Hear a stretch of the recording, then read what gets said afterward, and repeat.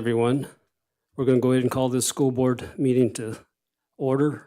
Date is November 8th, 2022. Time is now 6 p.m. We'll start with the adoption of the agenda submitted. There is one change. We're going to move agenda item number 6 up underneath agenda item number 3. An entertained motion. I move that we accept the agenda with the correction or the update. We got a motion. Second. Okay. Any board discussion on the motion? Seeing none. Any public comment on the motion? Seeing none, I'll go ahead and call for a vote. All in favor say aye. Aye. Aye. All opposed say nay.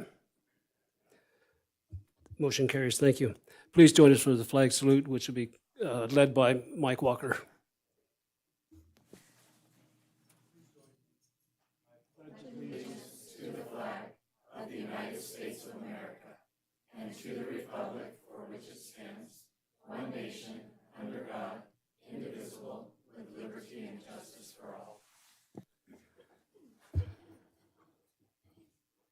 I want to thank everyone for being here tonight. It's nice to have such a crowd here. Anyway, we'll go ahead and move on to agenda item number 3, which is a superintendent report. This is for information only. Superintendent Fueling. Thank you, President Varner. Good evening, trustees. Welcome, everyone. What a great group we have here tonight. Couple things. First, Math Madness has been happening at the elementary schools this week. Got to do some touring of that, some judging, and see some heavy math teaching in action in the classrooms, and it was a lot of great stuff. Special thanks to Shannon Slayman for organizing and all the teachers participating. Special shout out to Stacy Brady. Her Einstein door was amazing. So if she happens to be watching, great job. Second item this evening, and I apologize, we appear to have an enormous typo under the superintendent's report. It says the CHS 2022 Girls Cross Country 5A Northern Regional Champions, which isn't necessarily a typo, but there's a bigger thing going on here. And so tonight we have the CHS Girls Cross Country State Champions for 2022, along with their coach, Mr. Jason Macy.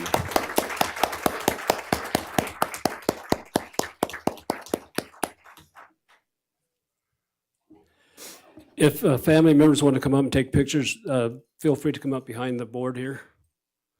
That way you can get a good shot.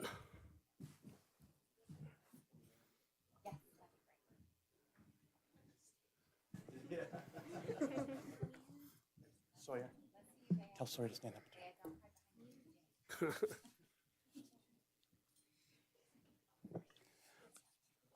All right, as Mr. Feeling said, we were first invited here because we were the Northern Nevada Regional Champions.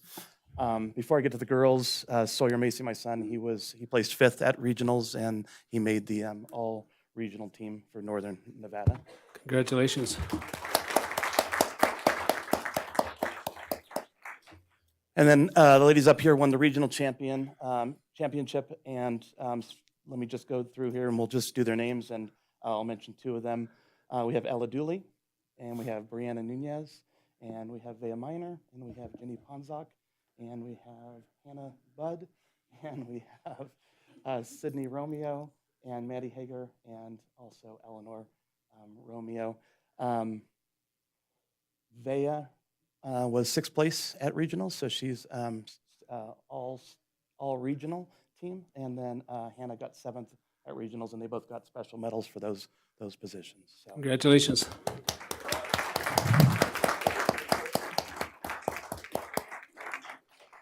And then, as Mr. Feeling said, we went down to state over the weekend on Saturday, and we were able to capture the state championship for the girls. So. Great job. No, I know there's a senior here somewhere, right? Yeah, we have Right we got 1 senior, we got a junior, and then a whole bunch of freshmen and 1 sophomore. So 2 sophomores. 2 sophomores. So. And what's your name? I'm sorry. I'm Sydney. Sydney's our senior, yes. Now, what's your plan? Are you going to run track in college? No. No. I'm actually I'm planning to go to BYU, Idaho. Oh, good. So yeah, and participate in intramurals there. I don't know. I'm okay done with cross country. Yeah. Well, good luck in your endeavors in the future, Oh, all thank of you. Great job. Any comments from the board? Go ahead, Laurel. I just want to congratulate you guys, the whole team. I didn't get to as many meets this year, but I've been following cross country for quite a few years with boys. And for you girls running, watching you at regionals was awesome. You all turned in really good performances, and then you went down to state and even bettered your times. So good job, good work, way to work in the off season to get that. And just thanks Coach Macy and Assistant Coach Janie Davis for all your time. I know it's a lot of extra time with it, and I'm so dang proud of you girls. So thanks. Joe, I think Joe had something. Yeah, I too just wanted to congratulate all of you. My son ran cross country for his 4 years. Can't remember how long he was in high school for. And I volunteered under Coach Sennett back then, and it's a fantastic experience for anybody that doesn't follow cross country. It's a team sport, and of course, it's an individual sport. And you don't just show up to a regional or a state meet and win it. It takes a lot of work all season. So congratulations to all of you, because I know, those days I'm just assuming doing burpees and sprints and high legs and all that stuff, it all pays off. So congratulations to the boys and the girls. I should say the men and the women, because, way to represent all of us up here in Northern Nevada. But congratulations. Very impressive. Mr. Walker, do you have something? Yeah, I just want to say congratulations. There's a number of faces up there that were just little kids when I used to work at Fritch, so it's great to see your success and that you're all growing into productive adults. And I guess I'm wondering from the Romeo girls, are you better at keeping track of your lunch boxes now that you're high No. No. They bring money to school. Congratulations. Thank you. Any other comments from the board? Seeing none, but again, congratulations. You made us all proud, and you should have made yourself proud. So thank you very much. Another hand.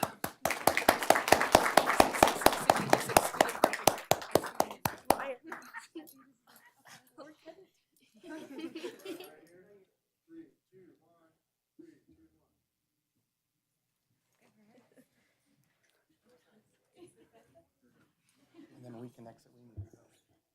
You have no announcements. Go ahead and continue with the announcements. Thank you, Coach Macy. Next, we have another state champion, as I understand, the Carson High School Blue Thunder Marching Band, or is the Northern Nevada AA state champs. So that was an exciting event this weekend for them. On Friday, Veterans Day, we are observing, and so there is no school on Friday. However, for school board members, as you know, the Nevada Association of School Boards Conference will be going on. So we'll see you up there this weekend. And that is all I have.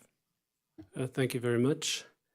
We'll go ahead and move on to agenda item number 6, the presentation of the 2022-2023 CCSD board-sponsored American Citizen Essay Contest winners, and be presented by Mr. Andrew Fueling, Superintendent. Sure.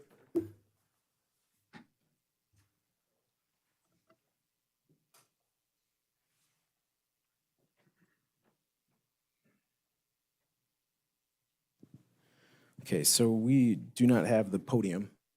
You may notice we'll do our best to make this happen in a very standing and non-podium fashion.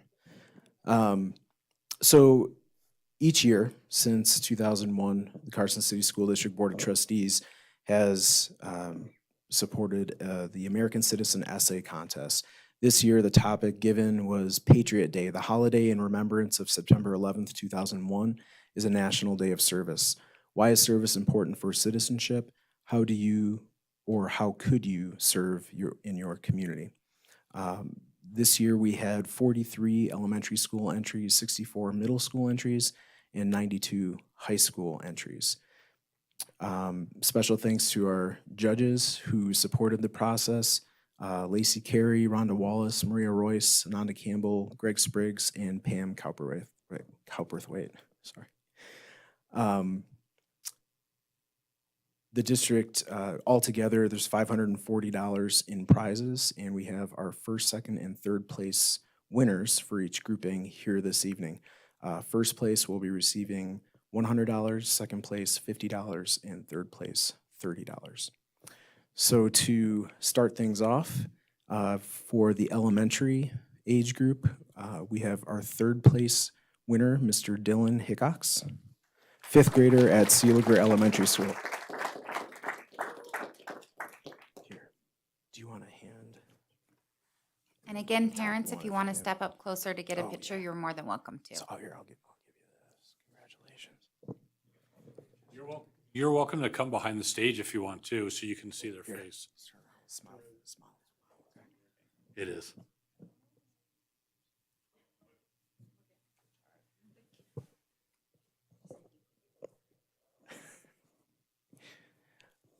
In second place, we have Amelia Gonzalez, fifth grader at Seeliger Elementary School.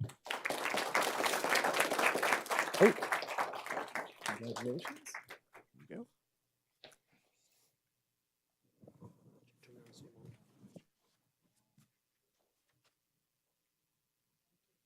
And Mr. Fueling, Mrs. Cortez just asked me to remind the families to please stay till the end because our Mr. Davis would like to get a picture of all of the essay winners. Okay. In first place, we have Hunter Budd, fifth grader from Seeliger Elementary School. Good job, sir. And I'm not sure if Mr. Budd is aware, but we are going to ask him to read his essay. I know.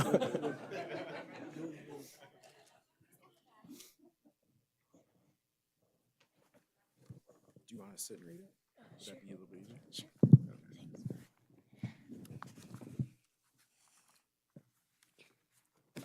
Citizenship makes a difference. Charles Handy, an author and philosopher, once said, "Citizenship is a chance to make a difference where you belong." But what do amazing citizens do? They care, they serve. Superior citizens serve their country, state, town, and neighbors. They strive to love, to help, and to sacrifice. They give time, effort, and sometimes strength in remembrance of those who died for us on September 11, 2001. For America, for you. Citizenship is service and responsibility. To serve and fulfill our responsibility, we can be warm-hearted, follow rules and laws, and be considerate. We can help others and take care of our earth. We can show love and remember those brave, amazing heroes. We have a responsibility to our earth, our fellow citizens and human beings, and a responsibility to care and love. There are many simple ways to serve. For example, doing a service project from justserve.org or participating in the FISH, Friends in Service Helping Project, for the 9/11 Day of Service. Many service options at FISH include miscellaneous duties like sorting clothing and donations or dusting shelves and unloading the donations. Another example of serving in simple ways is just by helping each other. We can help someone who has fallen or take an elderly person's groceries to their house for them. You may donate money to the homeless or give food to the poor people in a homeless shelter. Service is not getting paid for your deeds or expecting something in return. It is showing you care. It is showing the world you care. Citizenship is important because it shows love and spreads love. World without love is a world not worth living in. Not the romantic kissing kind of love, but the kind of love that makes someone cheering content with life. This kind of love inspires for no logical reason, but is the best reason of all. Without love, we would all be depressed. No one would feel joyful, and the world would be a miserable place of violence. There would be crime, trash streets, and bad people overall. If we are responsible citizens, The world would become a better place with no acts of terrorism, and nobody wants another 9/11. That starts with each one of us. That starts by remembering to honor those who died, who fought, who never imagined 9/11, but helped no matter the cost. By being outstanding, loving, serving, gracious citizens of our amazing and free country, we will all enjoy our time on a beautiful planet. We can serve as the heroic soldiers serve, but in simpler ways, as mentioned earlier.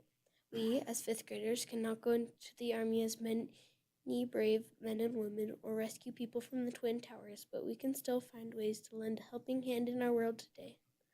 One of the local amazing acts of service include a Tahoe beach cleaning project where, according to Tahoe Daily Tribune, 8 scuba divers, 1 beach cleaner robot, and 500 volunteers picked up 3,440 pounds of trash after a 4th of July event. This team is called, quote, Keep Tahoe Red, White, and Blue Beach Cleanup, end quote. Another local service was given by 2 retired doctors who donated a large sum of money to help regional nurses get a quality education. These big acts of kindness made a difference in our community today. Not only retired doctors and robots can help, however, everyone in this community can help. My family and I have enjoyed doing various services. For example, we brought cold Gatorade to workers laboring in the hot sun. We sang to Korean War veterans, one of whom is our grandpa. Later, our family called Korean War veterans just to wish them a happy Veterans Day and thank them for their service to our country. It was fun to listen to their stories. My family and I have also helped people who are moving by loading or unloading or welcoming them into town with cookies. To help our earth, we could pick up trash. Whether there is a big project that hundreds of people join or if you stumble on an empty chip bag. To save the air from harmful pollution, you could ride your bike instead of using your car. We can plant trees or vegetation to clean up and beautify the earth. If we do not help our planet, we will not have a clean environment to live in or clean air to breathe. As good citizens, we can take care of our earth. Once you realize how fun and satisfactory it feels to serve, it is easy. I love to put complimentary notes on people's cars, where they won't damage the cars, to brighten that person's day. I loved, not so long ago, sewing pillowcases for kids with cancer. We can make a difference in this world as citizens. We can make the world a better place as responsible citizens of a free country. I, Hunter Budd, will do services for our community, giving some of my time, effort, and affection to the best causes. I will be a better citizen by remembering those who died for us and whose lives were swept from them. I pledge to do these things under the importance of citizenship and with the watch of God and the memory of those courageous souls on my side. Thank you.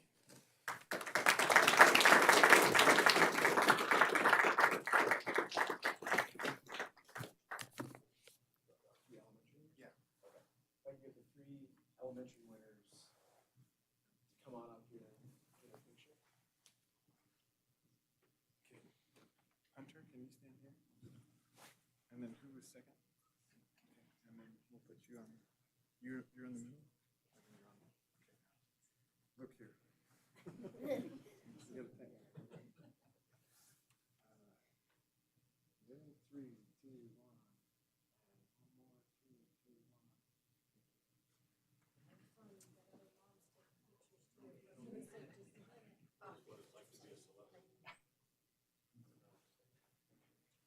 Great job, guys. All right.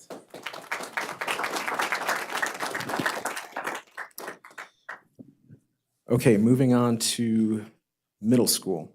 In the third place, with the third place essay, is Mr. Tristan Dries, 8th grade at St. Teresa's.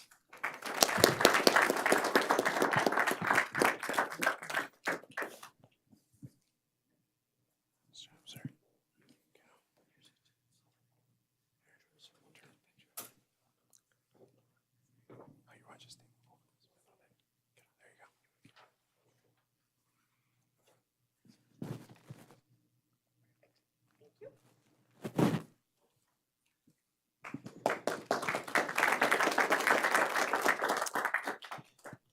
In second place, we have Grant Carmen, sixth grader at St. Teresa's. Good job, sir. Congratulations.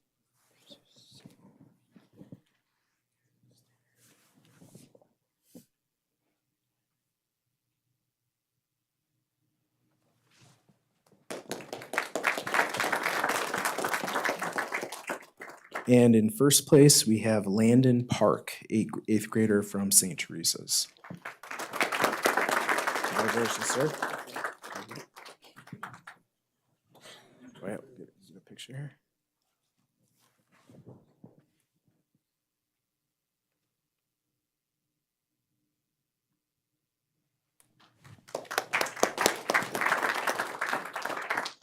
Ready? Oh, yeah. My American citizenship. For me, as a second generation immigrant, my American citizenship is not only about helping my country that I live in now, but also supporting other countries. I can do this in many ways, as supporting my country and honoring those who died in 9/11. I support my country in many ways, such as helping my parents with dental care and providing for those who can't provide for themselves. I can also help my country and the earth by recycling and picking up trash, even if I'm not in my town or city. When I call myself an American citizen, it's not only just for my town or city, but for my entire country and even other countries. As for other countries, there are many that need help, such as Ukraine. And when the Russian and Ukrainian battles have ensued, I felt bad, such as many others. Over the summer, I flew out with my dad and a group of other dentists to Romania and helped them. During my time there, I helped with dental hygiene and comforting them. Ukraine is a country that needs help and can use more. And as a U.S. citizen, I felt that I had the right to represent my country. Also, as an American citizen, I don't just help other communities, but I also support mine. As a member of the community I'm in, I help people by doing safety patrol at my school and help other kids at my school by being a good role model and standing up for them. With my school, I participate in student council by representing the students who have voted for me and making good decisions and the better ones. As a second generation immigrant, my American citizenship is not just my birth certificate, but how I represent it.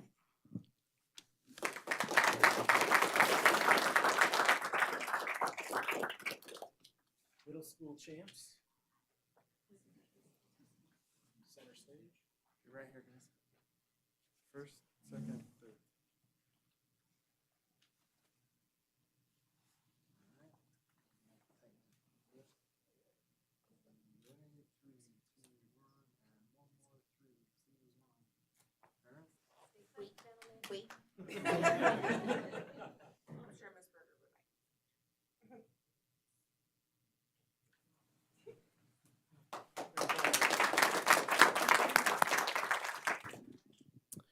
Okay, and moving on to high school. In third place, we have Gloria Dooley, ninth grader from Carson High. Congratulations. All right. Oh, mom.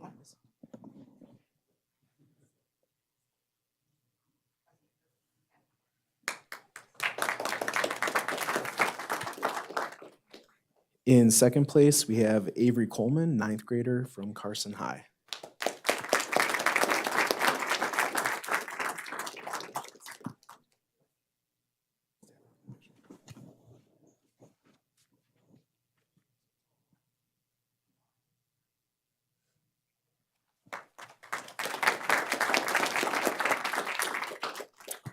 And in first place, Hannah Budd, ninth grader, Carson High School.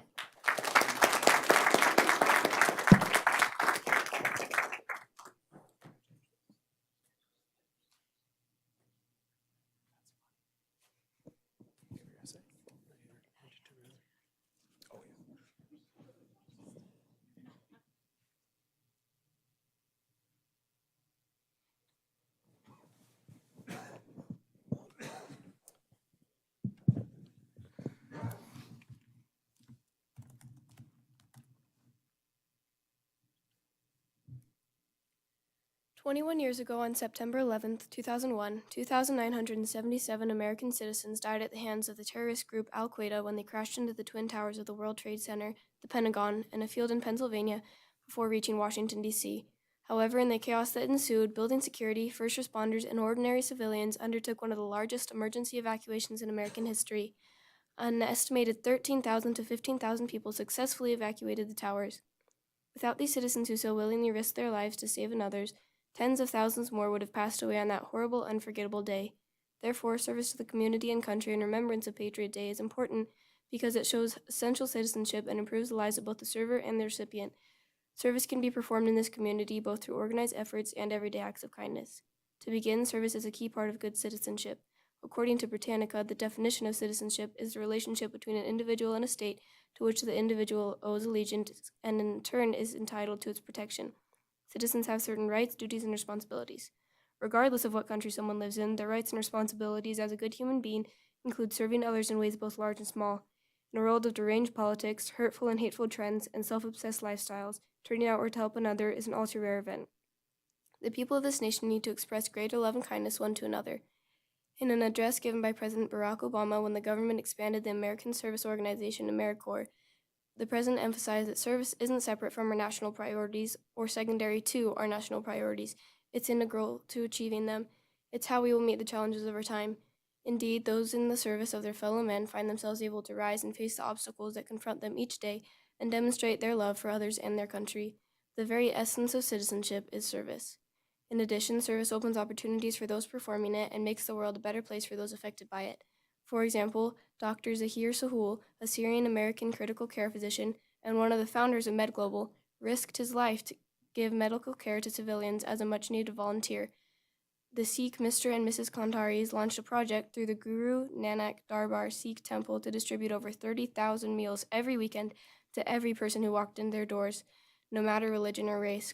Another man, Mr. Gabriel, took initiative to organize an effort with refugee teachers like himself and set up tree schools to teach the stressed, displaced children of East Africa.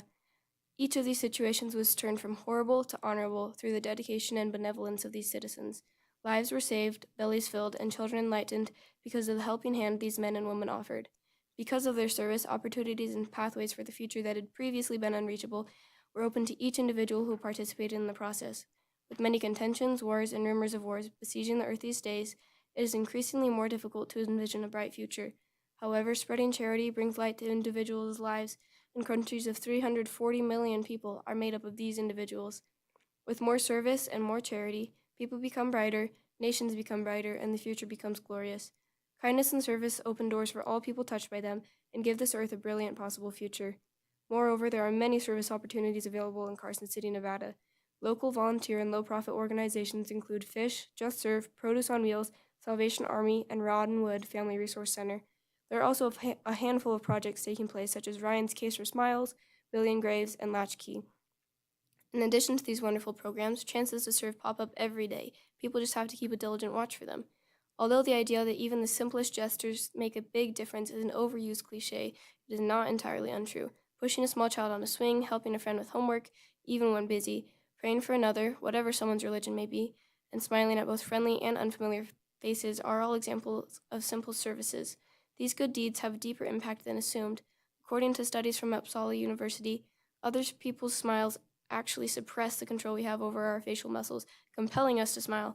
And when humans smile, our facial muscles contract, and they fire a signal back to the brain, stimulating our reward system and further increasing our level of endorphins.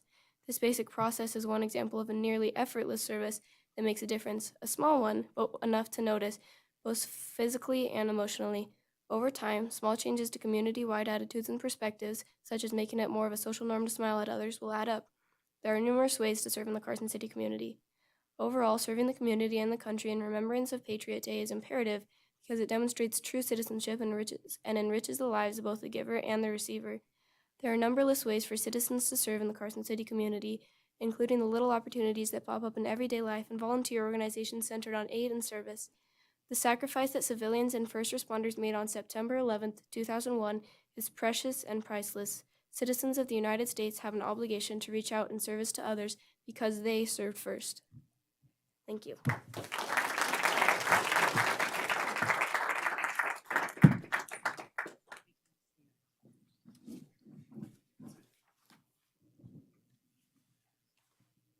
So that is everyone. Thank you so much for all your participation. Parents, thank you. Family members, thanks for coming out. Cross country, I think you need to get to a banquet here pretty quick, so get a quick picture.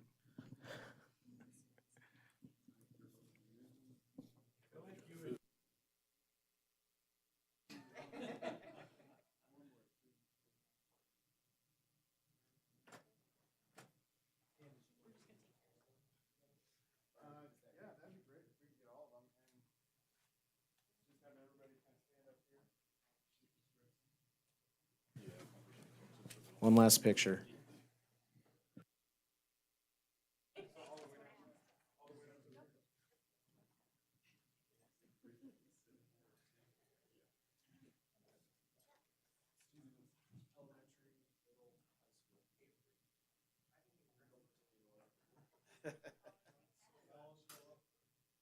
Okay, boys, can you come in front here?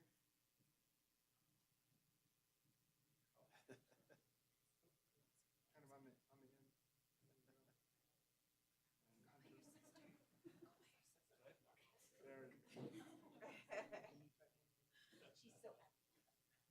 All right, everybody right here, 3, 2, 1, and one more, 3, 2, 1.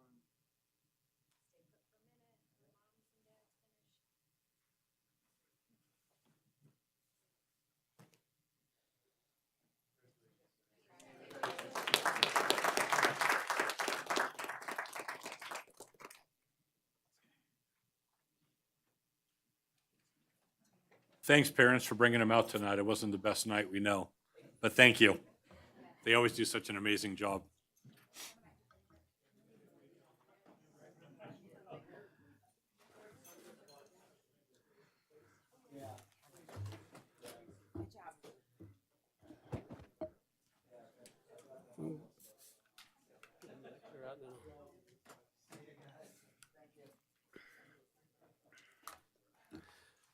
You're finished with all your stuff, right?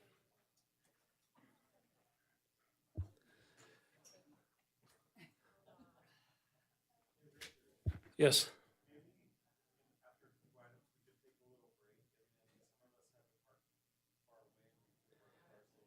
When do you want to take the break? I'm sorry.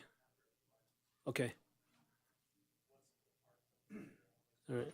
We'll go ahead and now thank everybody for coming out once again.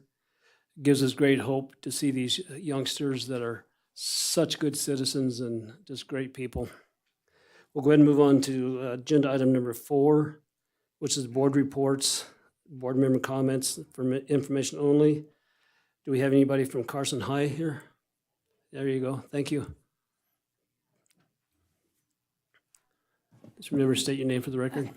Hi, I'm Ava Schofield. So the main things that we've been going on at Carson High, well, of course, the girls cross country team taking state. That was awesome. And then the band took first in their division and second in state. So we're super proud of them as well. And then, so that wraps up all of our fall sports. And so winter sports will be starting up soon. So that's basketball, wrestling, and the ski team. And then moving on to past events, last Wednesday, November 2nd, was our academic letter ceremony. And we had a lot of kids receive their academic letter and a great turnout for that. So we're super proud of all of those kids. And then we've had a canned food drive going for a few weeks past. And we just finished and we collected over 700 cans. And we donated them all to fish. And then tomorrow night at 7 o'clock, we have the 7th annual teacher volleyball game versus Douglas. And this year it's at CHS, so we're super excited. Can't wait to cheer on our teachers. And we're continuing the canned food drive through that as well. And that is everything I have for you, unless you guys have any questions for me. Any board questions or comments? No, thank you very much. I Thank you so appreciate much. coming out on a night like tonight. We'll go ahead and move on to, do we have anybody from Pioneer Academy? Seeing no one. Go on to Nevada Association of School Boards NSBA update. Do we have one? We'll have the conference obviously this weekend and award ceremony, so Carson always represents well, so I look forward to seeing the award winners from our district. And we'll have elections of officers, and then quite a bit of the required training will start that everybody's required to do as a school board member in years 1 and 3 of their terms. So get those credits so that you are compliant with the law, and we'll look forward to seeing you all this weekend. Thank you. We'll go ahead and move on to board announcements. Trustee Cassiopo. Yeah, an announcement for Pioneer High School. Excuse me. Pioneer Academy will honor Captain Bianca Dakin throughout the week as part of their acknowledgement of Veterans Day and her service. Item 2, the Avid and Leadership students are hosting a canned food drive to assist Fish with its pantry. Speech and debate will be competing in Elko on November 18 and 19. And last, on November 4, leadership students assisted the Carson Historical Society by placing chairs and tables for its recent event to celebrate the historical site that was Adele's. And that concludes the reports from Pioneer. Thank you very much, Trustee Walker. As usual, great things are happening at Mark Twain. They are celebrating Math Week and engaging with families in playing math games in the evening after school. So great job bringing in families and getting kids and their parents working on mathematical problems. Tomorrow morning, they will be celebrating recognizing Veterans Day. They'll have an assembly at 8:45. And then they, as a school, are celebrating in the process of implementing multi-tiered systems of support, or you often will hear that called MTSS. And so they're passing through Tier 1. They had 96% accuracy, which is very commendable. And they are now starting to implement Tier 2, which is also pretty challenging. So good luck to them. I know that they'll do great work with the work of their whole team. So that's my report this evening. Thank you. Trustee Wilkie McCulloch, you have anything? Yes, I have a report from Empire. Their Green Biz Kids team is a group of 5th grade students that are working with the Envirolation and Nevada Green Business to make our schools more sustainable. As part of this work, they are collecting recyclable plastic bags, packaging, and bubble wrap for their Tex Trek challenge. The plastic will be recycled into Trex decking. You can drop off plastic in the marked bins outside the front of the school. They've started their Lego League challenge with 22 4th and 5th graders. This year's theme is super powered, and the students are learning all about the renewable energy. Students will compete in the qualifiers on December 3rd. 7 Empire teachers were selected to join a team of 35 teachers in Nevada to pilot the National STEM Certification Program in partnership with the Governor's Office of Science, Information, and Technology and the National Institute for STEM Education. This pilot includes an extensive year-long professional development and collaboration process to improve instruction in STEM education. The goal is not to only improve our instructional practices, but to share the learning with our colleagues to better educate our students. They have 21 teachers who are engaged in after-hour math writing and math practices, professional learning opportunities. The monthly walkthrough data tells us that their social emotional learning has increased through increased instructional opportunities. Our focus on math writing for evidence and reasoning is increasing. Our first quarter data for CER Common Assessment shows our teachers' professional learning is paying off. All grade levels had substantial growth. One of the biggest pushes right now is the improvement for attendance. They are sending out information about the benefits of improving attendance. The first information will be pushed out tomorrow in our weekly Mustang Messenger. We will follow up with weekly postings for current percentages of students who are currently over the 10% absence mark. And then he has Times with Tuttle are tomorrow, Wednesday at 8:30 and 2:30, where you can meet with the principal. And then the other thing I have is from Parks and Rec. There's an opening on the Open Space Committee, and deadline for applications is November 8th. You can go to carson.org and go to boards, or you can call the Parks and Rec department and they'll walk you through that. And that's all I have. Thank you. Thank you very much. Appreciate it. Trustee Carini. From Dr. Lee Conley at Eagle Valley Middle School. Tonight was Chick-fil-A night in Carson City for EVMS, and it was from 5 to 7, so I guess there's 20 minutes left if you're hungry. And they're donating 10% of all proceeds. We had a fantastic Halloween dance and activity rooms on Monday, October 31st. The kids were great in their costumes and their behavior. Julie Reed, PE teacher, organized the Veteran Stars to honor our families and staff military service. The stars are located in the main hallway, and they include the name of each person with their military branch.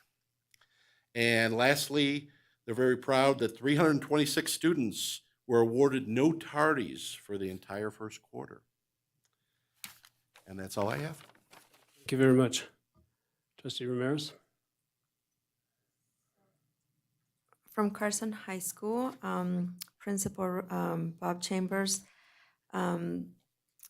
noted that Park Story took silver at FFA Nationals in Indianapolis in dairy handling.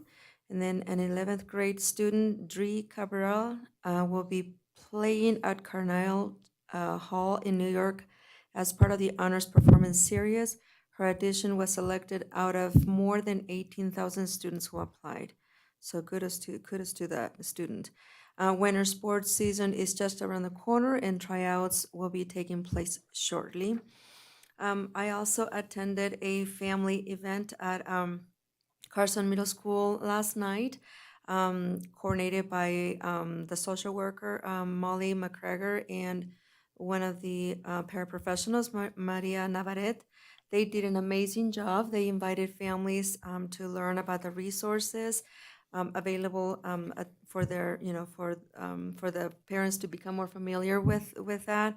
It was just a very nice way to welcome the parents. They fed them, they gave them pizza, they interacted with the administrators, with teachers. It was just a very, very nice way to welcome the parents. And you were there, Amy, thank you. I was very, very impressed. And they invited me to go as one of the board members and talk to the parents and let them know what our role is and how we, welcome them to come to our meetings. And so I believe that they started off something really good that I hope all the students, all the schools are able to do that, because it really helped the parents feel welcome and they feel like part of the team. So it was a very nice event. And then Pioneer High School celebrated El Dia de los Muertos. I also attended. And kudos to the administration, because, they really have a lot on their plate, and yet they still go above and beyond to, celebrate all kinds of festivities and welcome the families. Again, families event to me are very, very important, and I see that the parents really appreciated it. So those were the two events that I attended. I believe I don't have anything else, so that concludes my report. Thank you. Vice President Crossman. Sure. Dr. Ward regrets that they canceled the math night that was scheduled for tonight because of the weather, but they have rescheduled the math night for next Tuesday, the 15th at 4:30. So hopefully it'll be a lot nicer night for families to attend. Also, they are having this Thursday a dress-up day, red, white, and blue for Veterans Day. And from Mr. Brown at Fritch, he would like to share that this Thursday night from 5:30 to 7 is their family math night over at Fritch. And also he wants to congratulate Cherie Carter, who's the main cook in the kitchen, and she was a finalist for the State of Nevada Rise Award. Only 4 people in the state were recognized for the award. So big congratulations to Cherie Carter at Fritch Elementary School for that. And that concludes my report. Do you know what RISE stands for? He didn't give me that information. Do you know?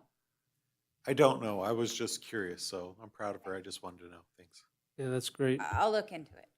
I should have asked that. I just have a real brief report, but before I start my report, I just wanted to I guess thank all the veterans in the community. Veterans Day is on Friday.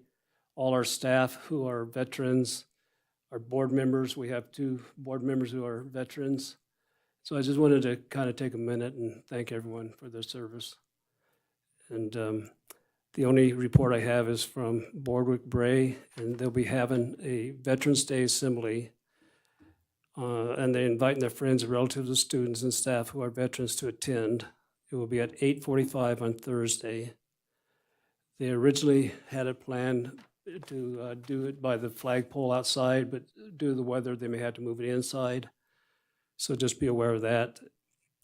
And they are also excited to announce that the entire school has once again been invited to attend the Peanut Cracker Ballet on Friday, December 2nd. And just please check the Parent Square announcement for more details. And I do also know that Carson Middle School is having a celebration for veterans on the same day on Thursday. I think it starts around 9 o'clock in the morning. And if you haven't been by the middle school, every year they put up placards for all the veterans. And it's always a really nice thing to go by there and view those. And it's a nice event they put on, and they always have a really nice ceremony for the veterans. So if you have a chance to attend, please attend that. Go ahead. Okay. I looked up the RISE Award, Mr. Walker. The RISE Award was passed by Congress in 2019 and is overseen by the U.S. Department of Education. Here in Nevada, it is run through the Department of Education, and RISE stands for Recognizing Inspirational School Employees. And so it is an award that honors classified school employees who provide exemplary service. So, Mr. Walker, we'll take a break right after we do agenda item number 8, since we have somebody in the audience here waiting to. Mr. President, Go ahead. did you call for association reports? No, I just was letting him know. Oh, I'm sorry, yeah. Any association reports? Seeing none, thank you. We'll go ahead and move on to public comment. Comments will be accepted in person or through virtual participation via email no later than 12:30 p.m. the day of the meeting. I've been informed that we have no email comments, so. And if there's anybody in the audience who wants to make a statement, we ask them to please come to the podium, speak into the microphone, state their name for the record. Any public comment? Seeing none, we'll go ahead and move on. We'll go ahead and do agenda item number 8, presentation of the renewal application for CCSD work-based learning to include an update on the program. For discussion only, Candy Robles and Tasha Fuson. Thank you. Good evening, Tasha Fuson for the record. I'm actually going to let Candy talk to you about work-based learning, but I wanted to point out that Candy, previously known as Candy Ruff, is now Candy Robles. She is our CTE coordinator, but when Mr. Rodina moved into the position of vice principal at Mark Twain, she graciously agreed to take on the work-based learning job responsibilities for our district as well. So I just wanted to make sure I threw that out there and recognized her for all of her hard work and stepping in to help us out with the program this year. So Candy, I'll turn it over to you. Thank you. Candy Robles, CT Coordinator and Acting Work-Based Learning Coordinator. On behalf of the Work-Based Learning Committee, I'm here tonight to provide a brief overview of the Work-Based Learning program as it relates to the Carson City School District and request board approval of the Work-Based Learning application. First, I'd like to recognize the members of the board of the Work-Based Learning Committee who support the structure and the implementation of work-based learning. Tasha Fuson, Associate Superintendent for Educational Services. Cheryl Macy, Director of Equity in Curriculum and Instruction. Josh Billings, Carson High School Vice Principal, CTE. Bridget Gordon-Johnson, Carson High School Counselor. Susan Roman, Carson High School Career Center Specialist. And the work of last year's Work-Based Learning Committee members, Mark Rodina, currently Assistant Principal at Mark Twain Elementary School, and Amy Freismittel, Carson High School Vice Principal of CTE, now retired. Work-based learning is an educational strategy employed by the Carson City School District and districts across the state and the nation that provide opportunities for students to connect classroom learning to a variety of activities that follow the work-based learning continuum. Career exploration is the first, 4th through 9th grade, followed by career readiness, 9th through 11th grade, and career training, 11th and 12th grade. The goal of work-based learning is to align student interests, skills, and aptitudes with authentic connections to business and industry. Work-based learning also aligns Goal 2 of the strategic plan, curriculum that matters, with strategic plan Goal 5, community and full partnership. Nevada's plan for strengthening CTE for the 21st century, also known as Perkins 5, outlines the increase of work-based learning opportunities as one of the 7 strategic goals for career and technical education. But work-based learning is not exclusive to CTE. Districts are required to collect data specific to secondary work-based learning and report to the Department of Ed in a spreadsheet every June. Perkins 5, Comprehensive Local Needs Assessment, requires a disaggregated information report of work-based learning by careers cluster and also by program of study. So the Carson City School District Consolidated Work-Based Learning Report for school year 21-22 was included in your board packet, and that is a consolidation of those reports. The report is posted on the district website in the Ed Services Work-Based Learning tab, and I've included it tonight so that you have context and concrete examples of the experiences students had last school year. The authority governing work-based learning is NRS 389-167, as amended in Senate Bill number 66. Guidance for districts can be found in the Guide to Work-Based Learning, Policy and Practice for Secondary Education, which is provided through Nevada Department of Ed, Office of Career Readiness, Adult Learning, and Educational Opportunities. Districts offering work-based learning experiences are required to file a district application to Nevada Department of Ed, Office of Career Readiness, Adult Learning Options, first approved by the school board. So the components of that application include, which was also provided in your board packet, the district work-based learning application, which is basically the roadmap we'll follow. The student work-based learning application. Every student who participates in a work-based learning activity that is greater than 30 hours will fill out that application. And then sample training plans. So I provided 4, which provide kind of a gamut of opportunities. So we have CTE work-based learning opportunities and content work-based learning. So you have one for social studies, which is a civics internship. Because this is a legislative year, we're hoping that we will be able to place students at the legislature and have them have opportunities for internship. There's a fine arts orchestra internship document. We had 3 students last year who were part of the Carson City Orchestra that received internship opportunity. We also have CTE work experience, which is a unique opportunity CTE students have. Any student enrolled in a level 2, a level 3, or a level 4 class that is currently employed in an industry or for a business that aligns with their CTE pathway can apply, and with 60 hours in a semester will receive a half credit. So that half credit, that opportunity is a contributing factor to earning the career endorsement. And then we also have CTE internships. Last year we had 2 interns in sports medicine that worked with Adam Hunsaker and the football team, and we have another 2. So those are the 4 samples, but in total we have 79 different training plans specific to all of the content areas except for PE and health, which is, we just didn't get there yet, and then all of the CTE pathways. You also have the host vetting form. So we're required to vet employers and intern sites just to be sure that when our students are out there working or interning, that they're in a safe, secure location. We know who's responsible for them And if they're employed, that they follow workman's comp and I-9 and all of those things. But just to reach out and be able to contact that employer and have that on record. So an approved work-based learning application will be in effect for 5 years, 5 fiscal years. And so the first work-based learning coordinator, Yeti DeLuca, and Mrs. Kima passed the first one in 2018. So here we are back again so that we can conduct business and work-based learning for the next 5 years. Is there anyone that has questions?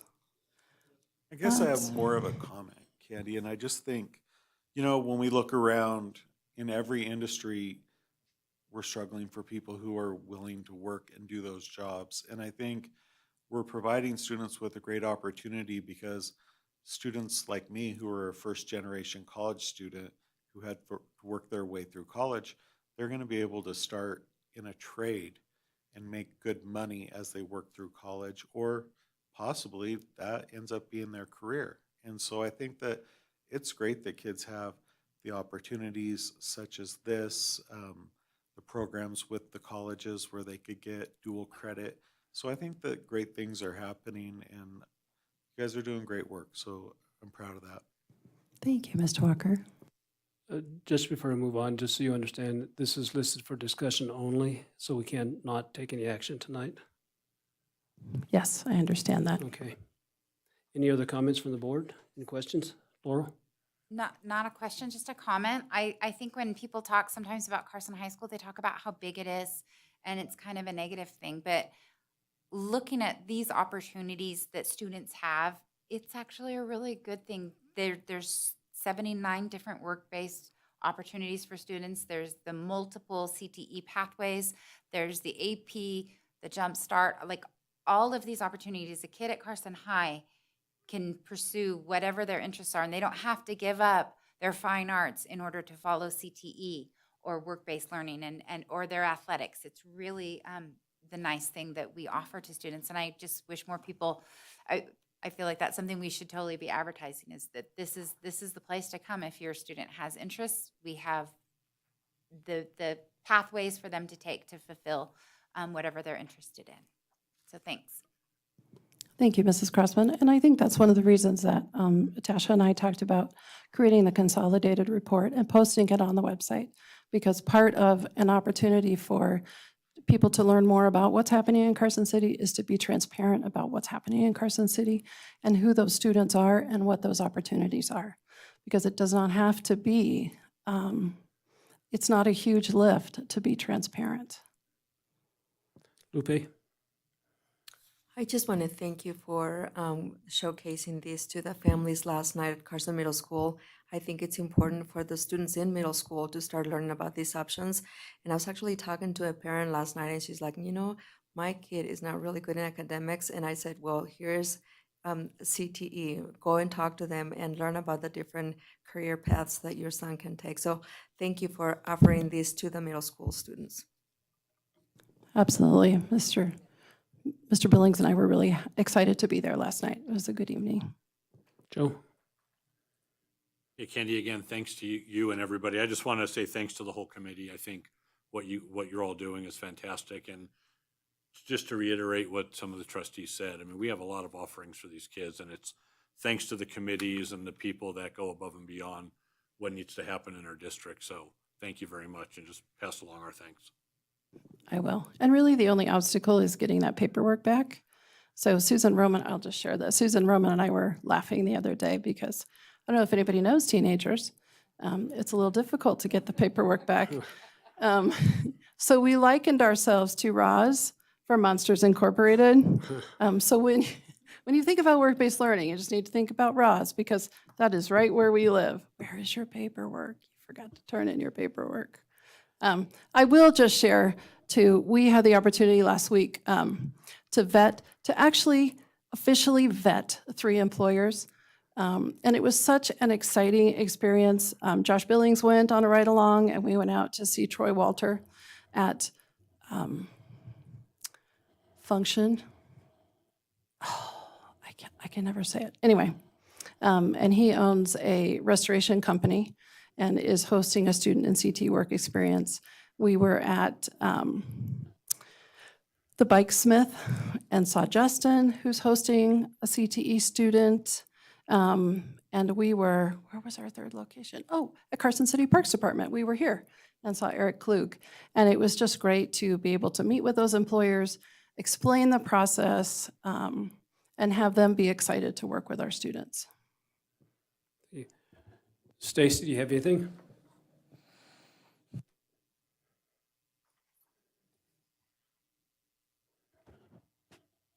Seeing No, nothing. I'm good. Keep up the good work. Thank you. And thank you, Candy, for stepping up and take on the additional responsibilities of the CTE. I don't know if it was a volunteer or if you're kind of pushed, but thank you. Great job. One point of clarification, Tasha, if you sound for the record, I don't believe we actually technically have to have this as an action item and to be adopted by the board. We'll double check on that. In many cases, the applications that we submit, we have to put that it was presented to the board on such and such a date, but not that necessarily action was taken for it to be adopted or approved.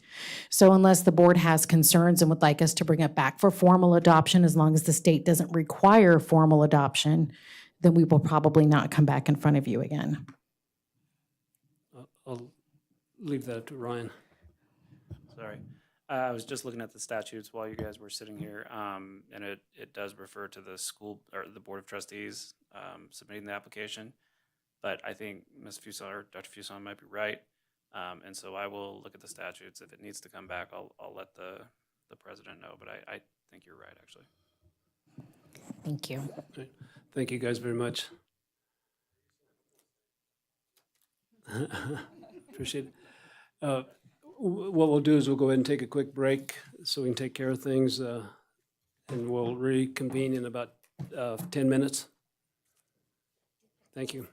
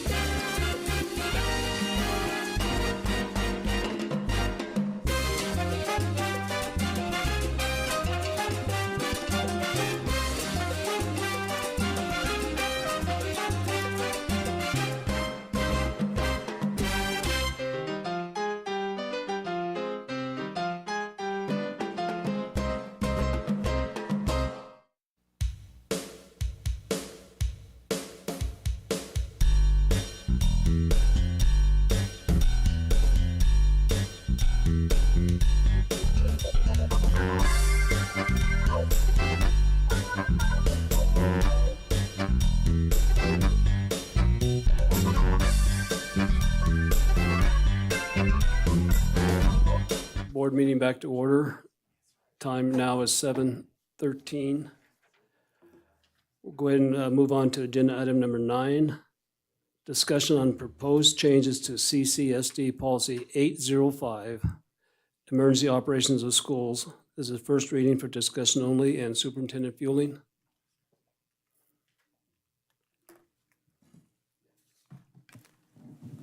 Good evening again, trustees.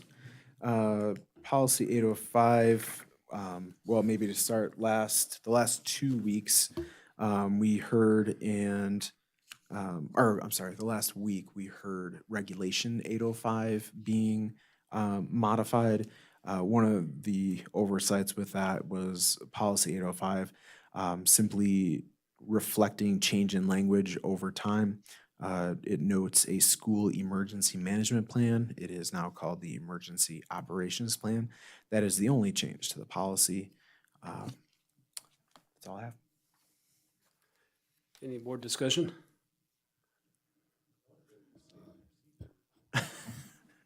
I got 3 more, so.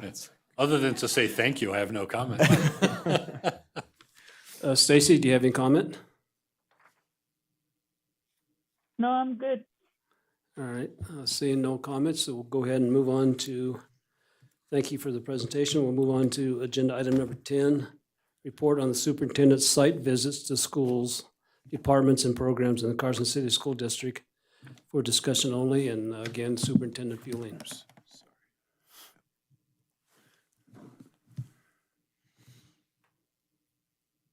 Oh, no.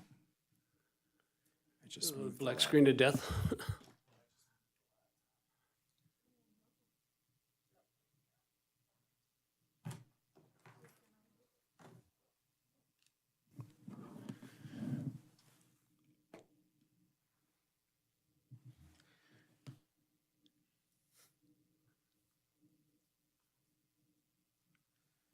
Okay. Thank you again, President Varner. So as you know, there were several meetings, listening sessions, as we call them, that I conducted around the district over the past, well, we'll just say during the first quarter of the year. And just kind of some numbers on what I believe are all accurate numbers. 29 total sessions or meetings across 10 schools, 3 district level sites, over 500 attendees at those meetings. And in total, I collected 322 comments. And so that's a lot of information. And my goal with that, to a great extent, was to look for commonalities, really, and just kind of what we're seeing across the district, what the concerns are, good, bad, whatever it was. And so to give you an idea, and this is really the last slide I have, but I tried to summarize or find some categories to put each comment into, and to give a sense of where kind of the conversations were going, what the most common topics were. And I'm going to speak a little bit to most of these tonight. And I guess one of the things I just want to point out quick. So this is not it's not super scientific as far as picking the categories.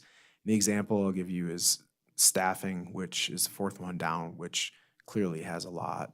But then workload at the top is also kind of a high one. There's in many ways a very strong connection between what has happened with workload and the level of staffing that we have in schools, the lack of staff.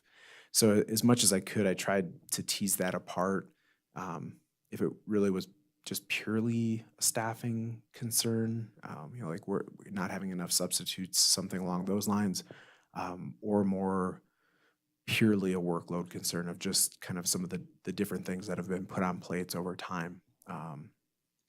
class sizes and that sort of thing. So, and I'm going to tackle this.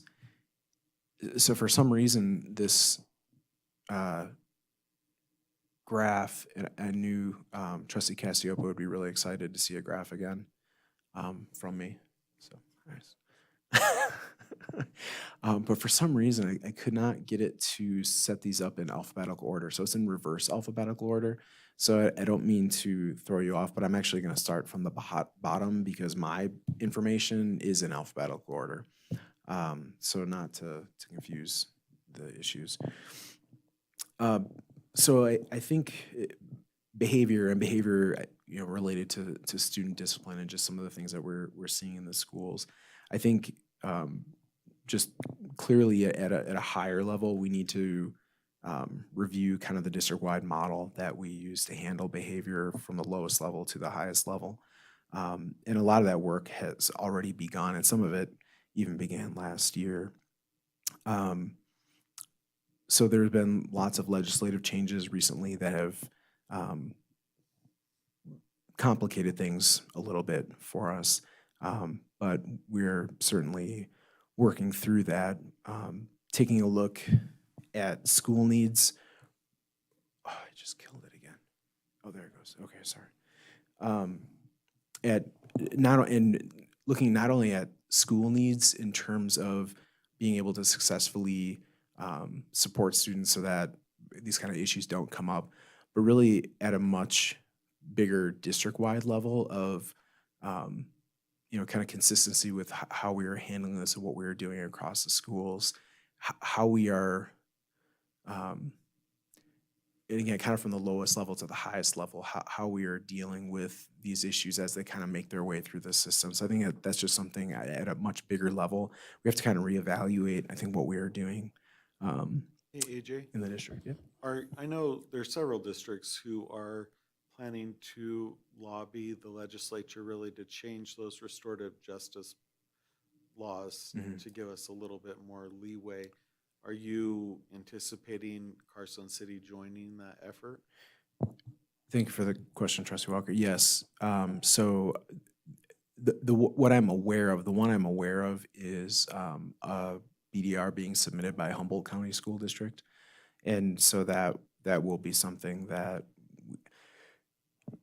when it first gets submitted, it often doesn't look the same at the end. So at this time, I would say we likely would be supporting it. I think Dr. Jensen from Humboldt is going to be presenting kind of the final versions to us here. In the near future, we meet on Thursday at the NAS meeting. But yeah, that's, I think, something we're going to be supporting in the process. Restorative practices was actually next on my list.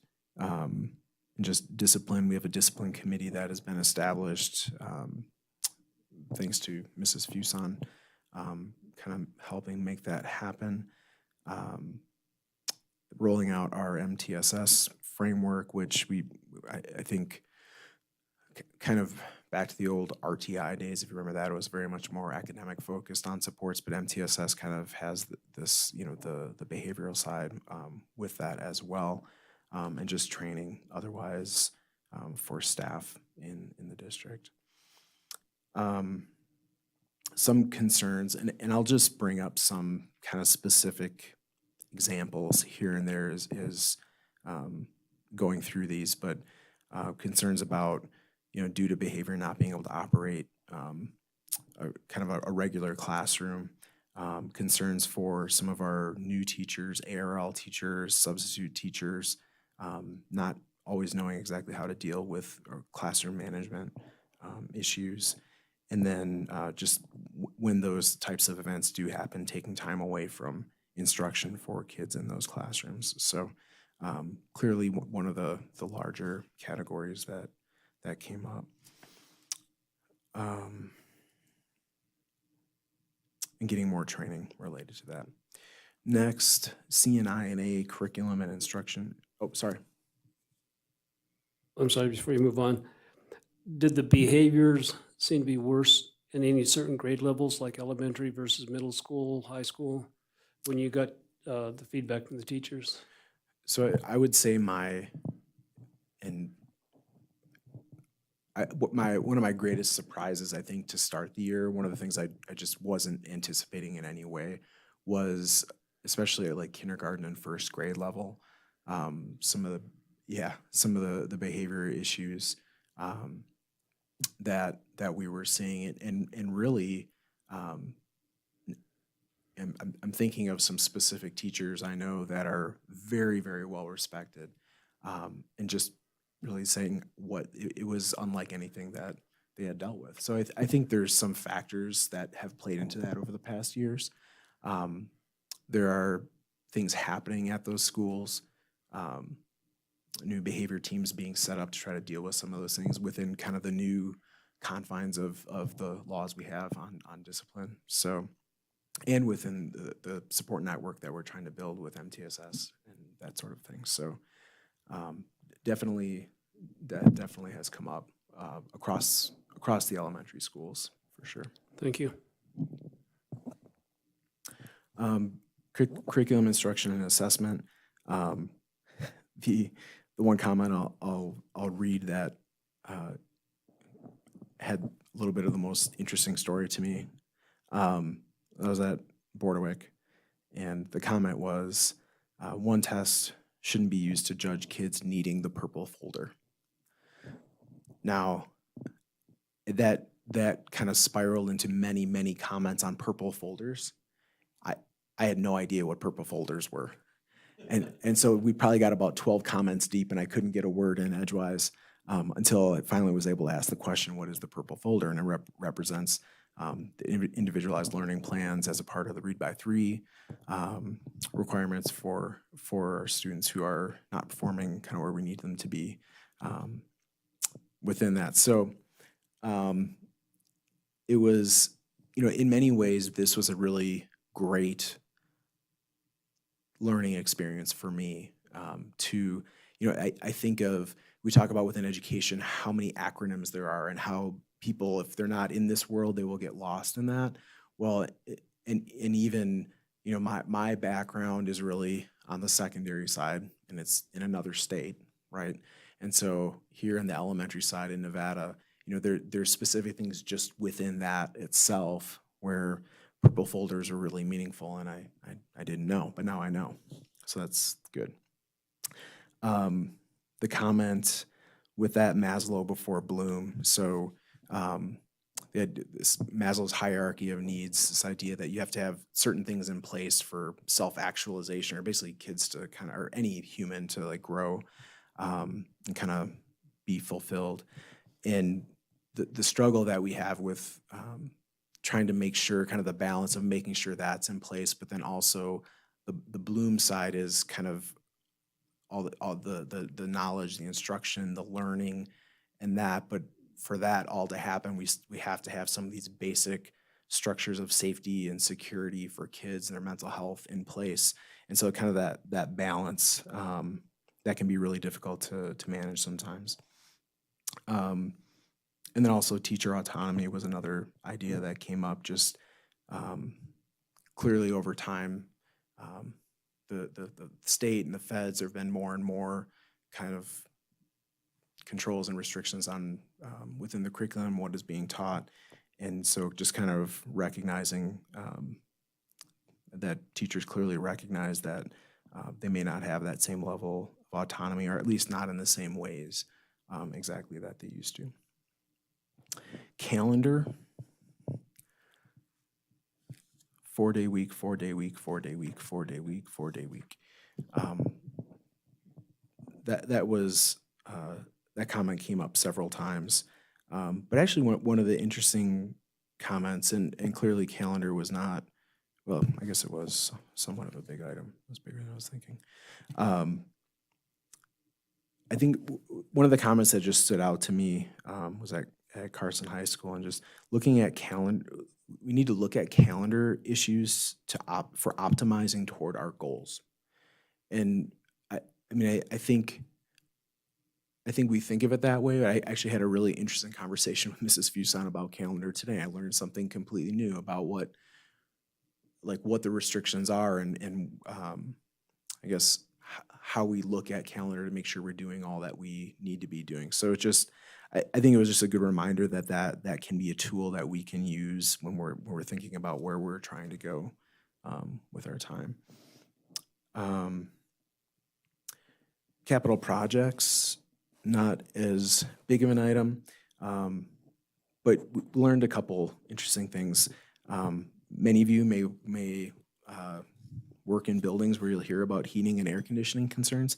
I got quite a few heating and air conditioning concerns, so that was good, and we can look at some of those. My office is one of them, even though I didn't ask myself for this question, but as Miss Renee knows, my office is pretty cold right now.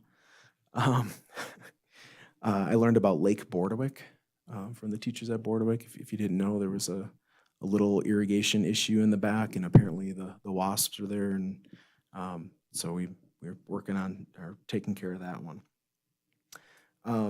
Communication, and this item was really more about parents and communicating with parents and getting information to them and helping them learn how to navigate our systems. And there were only a couple comments on that, but that was something that came up. Compensation came up, which I certainly expected to. Evaluation, just concerns about the NEPF and the time required, not only for teachers, but for administrators in making that happen. Under IDEA, it's kind of a catch-all category for just unique ideas people had while having those conversations and throwing them out. Talking about, just the issue with student attendance and doing, PR work, trying to help parents understand the importance of attendance, or just in general, and the idea that attendance is more than just parents. It's a community issue. Talking about or asking how many teachers in Carson went to school in Carson, and using that as an HR selling point that people who grew up in this community want to stay in the community and work in the community. The idea of sharing halftime positions, that's something historically we have not done in this district, but other districts do. I don't know how long that has been the case. It may be forever, but as long as I've been here, and I think for some time before, we haven't done that. So to consider that. More time for recess, more specials. So it was good. On those ideas, we'll be sharing those amongst team. Under mental health, just recognizing, this is something that came up several times, just recognizing kind of the mental health desert that we are in Northern Nevada. And not enough providers to provide services to adults, but not enough to provide to our students, especially within the schools, having a hard time filling those types of positions. So just really recognizing that. Then I had a catch-all positive category. And there was a lot of great things, things that people were very happy about. Specials are awesome. Caring staff love the school. Admin know what they're talking about. SROs, the kids. Teacher mentioned they wanted to leave teaching when they were, I shouldn't name the district, but a different district. But now that they're here, it's the only district they ever want to work for. Able to make change happen because of our size. Mentorship is excellent. Avid is awesome. Building relationships. Love our jobs and the kids. Kids make us laugh. Superintendent site meetings. So I actually got a positive review on the meeting as it was happening in real time. That was pretty impressive. I like the MIUs, like the common assessments, good team conversations. They're not perfect, but it helps with consistency between schools. New hire week was good. PD available is excellent. ELAD and GATE. I know Leanne Morris will be watching. I got a comment that Leanne is amazing. One-to-one devices, board, labor, administrators have a good relationship. So just good positives. Process efficiency, overwhelmingly people would love to see electronic timesheets in the district. And we've worked on that several times over the years, but that has been put upon Mr. Winward. If he's here, he's here.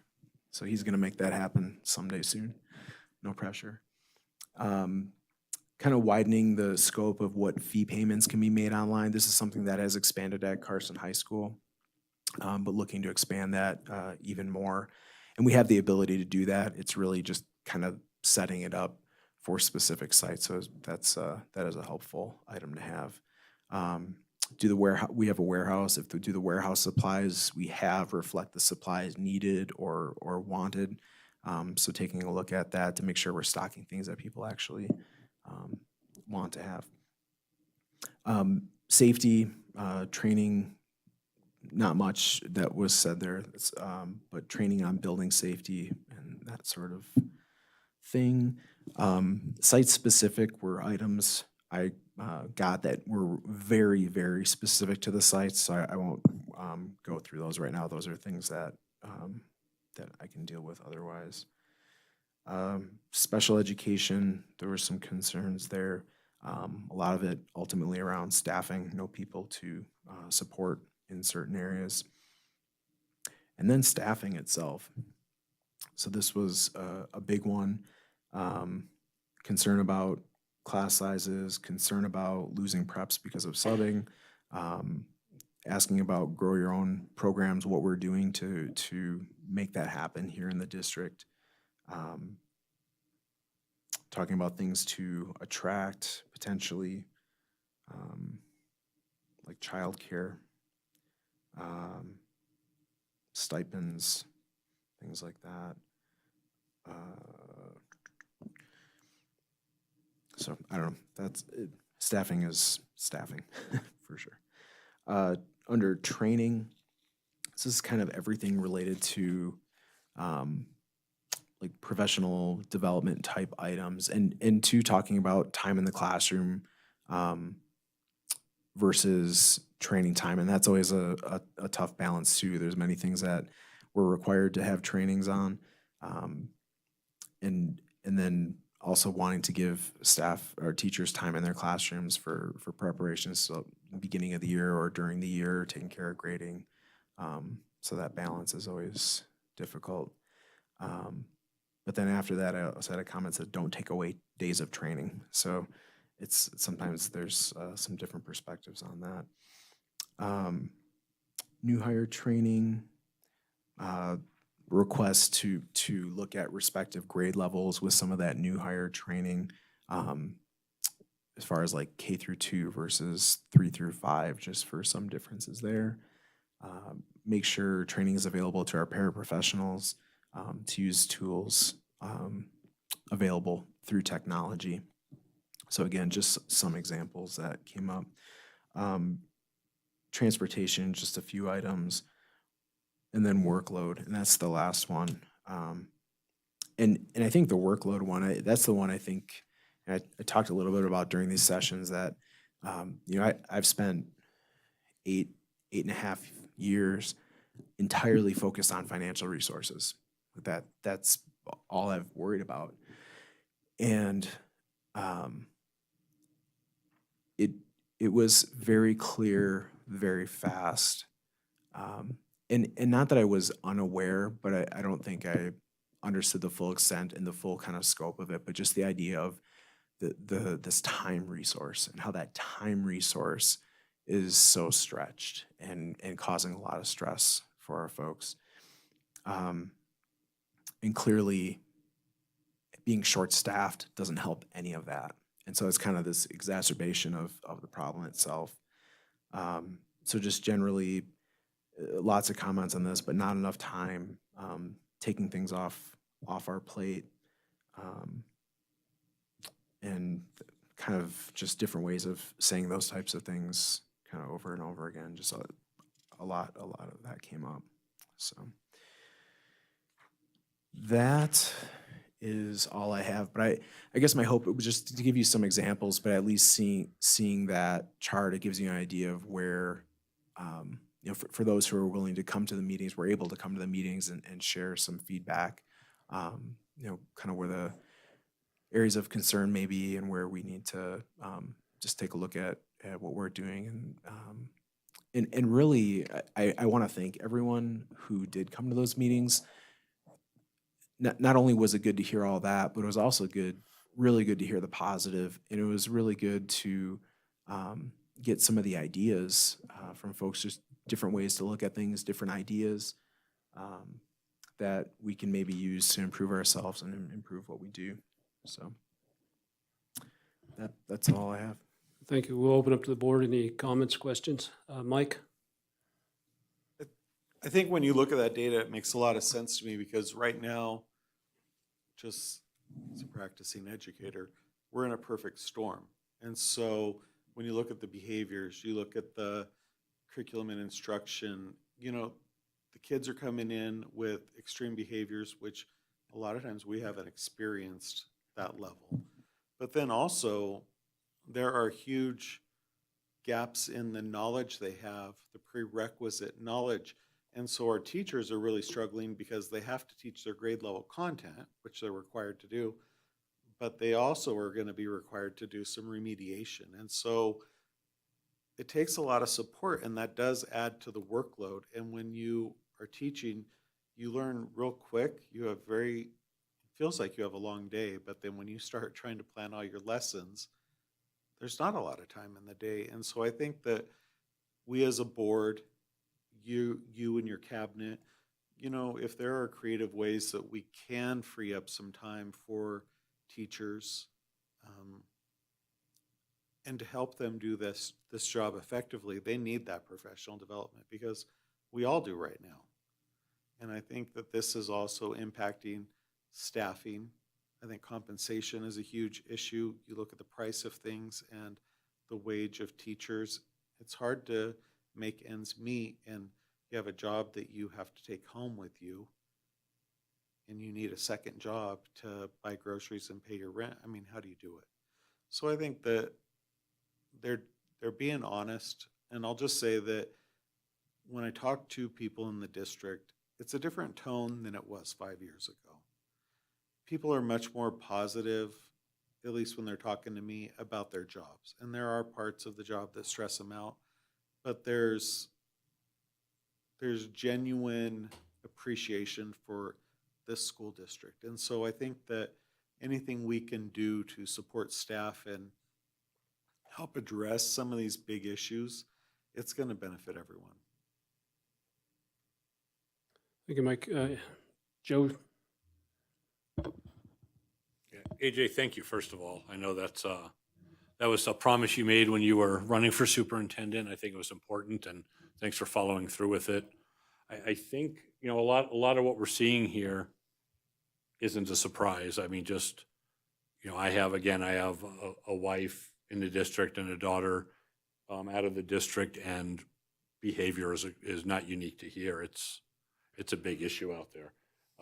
You know, and so when I look at the big ticket items, the staffing, the workload, the behavior, you know, and all that, like Mike said, it's kind of a perfect storm. And I think you could do this again. You hear from the same people and you get a lot of the same info. And I think what would be nice, and it's hard to do, but is that follow-up somehow is, you know, not let this be a one and done, but somehow find a way to get back to these people and say, you know, not only was I listening, we heard you, here's some of the things we're going to be trying to change. Here's some of the things we can't change. This is just part of the job kind of thing. But I think that, you know, that brings closure. When I think about, I guess the only thing that surprised me is the mental health, because, you know, I think all this wears on these people, and you see it in attrition rates and things like that. But I think that follow-up and that closure, if you will, and revisiting things, I think is a motivator for folks. And I think if I'm in their shoes, you know, it's nice to know you're being listened to and you're understanding what can be done, what can't be done, and, you know, where are we at fast forward kind of thing. Right. Trustee Cassopa, I would just add, so with the kind of similar to workload and staffing, the mental health piece, I think in some cases, the comments were related to workload as well. And I mean, I don't know, in behavior, you know, it's hard, it's not a perfect thing. So I think sometimes there may be more, but some of that might be in workload itself or even staffing, actually. Thank you, Joe. Stacy, do you have anything?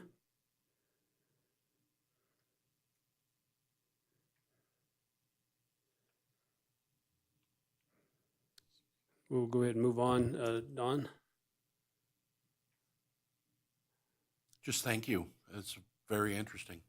It's an interesting exercise. Lupe, I know you had something. Yeah, so I did hear very positive feedback from administrators that I met with about your visits, and apparently the staff was very, very pleased to see you take that initiative and go to their schools, which they said that it had not been done before, so they're very grateful for that. But just like Joe Casiopo mentioned, they're also looking forward to a follow-up in regards to any concerns that they brought up to your attention. So thank you for all that time that you put into it. That was a lot of visits. That was a lot of time off your schedule, so thank you. Yeah, I would just reiterate what I think the most important thing, and Joe and Mike brought it up, and even Lupe just then, is the follow-up. If there's something, you can go back to them and say, okay, I heard you, and this is the change that we've made to try to make your job a little bit better, or maybe a little bit easier. That's critical, I think. And again, just thank you. I know, as Lupe said, it took a lot of time. It was a commitment you made. You followed through, and we thank you for that. Stacy, are you there now? Yeah, sorry about that. This mobile stuff, I forget that I'm talking and it's on mute, so I apologize. But just maybe also if there's anything that you found in any of this that as a school board we can do to help make the follow through easier or make some differences. Just that kind of.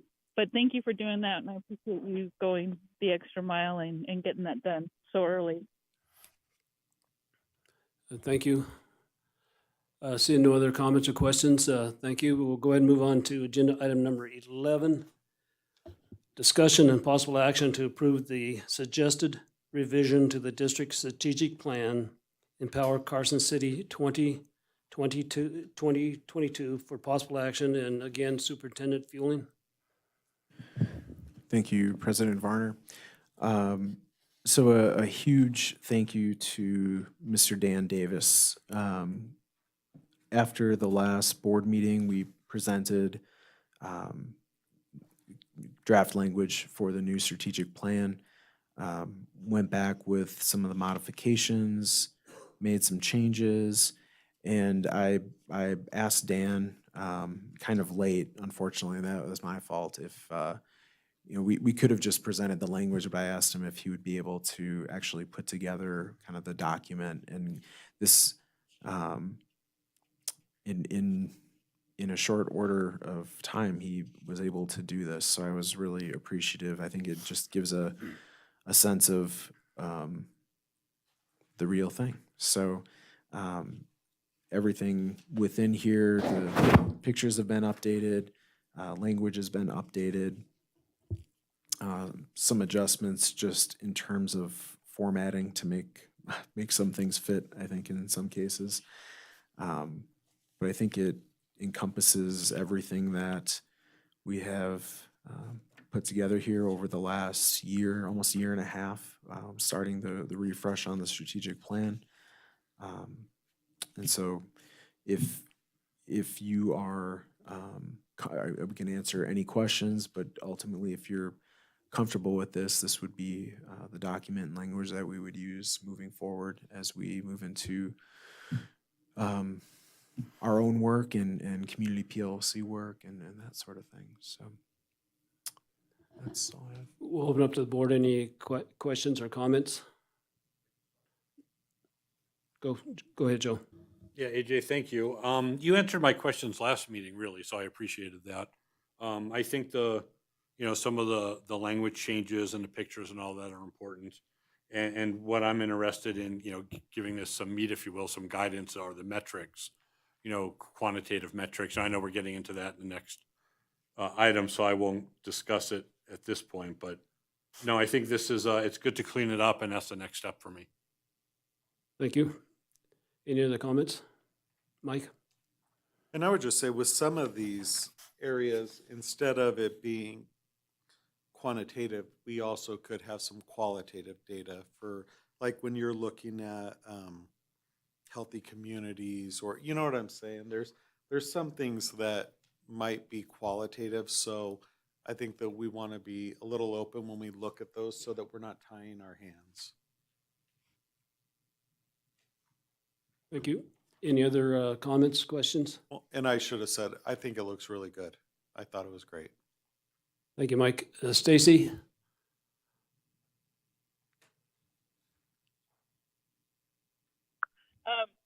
Yeah, I mean, I think it's good. I know it's a working document, so I know that we can make changes as we go.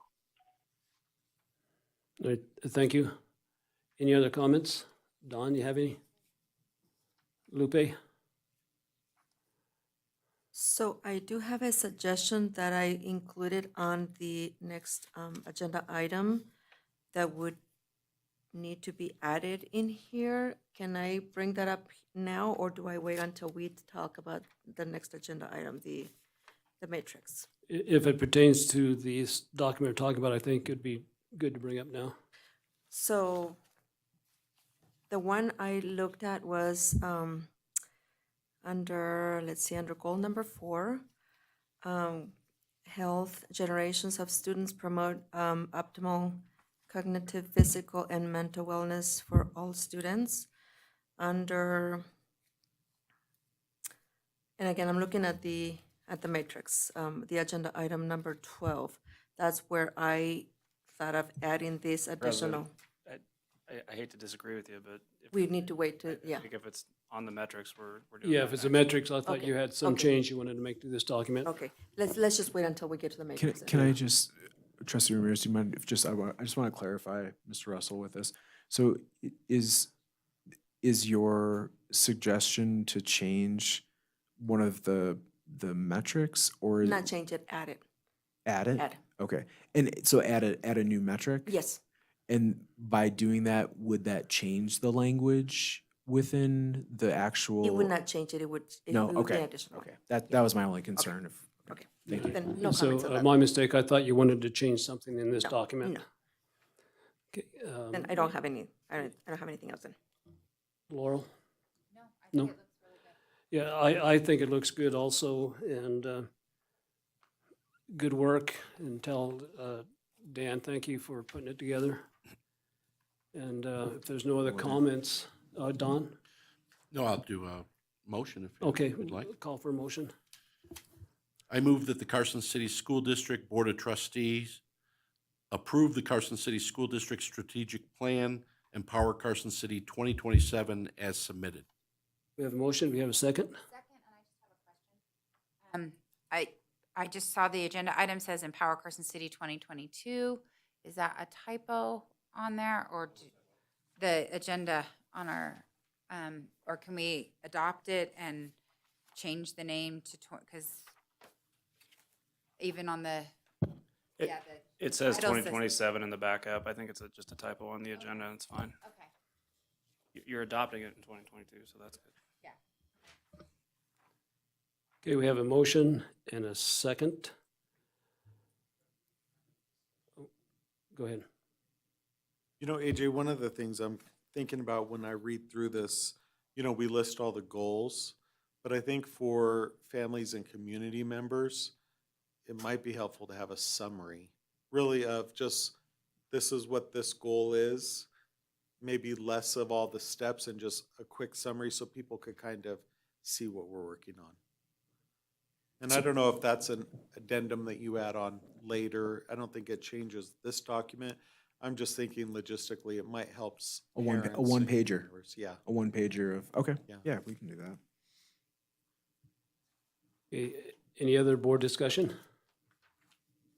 Seeing none, any public comment on this motion? Karen?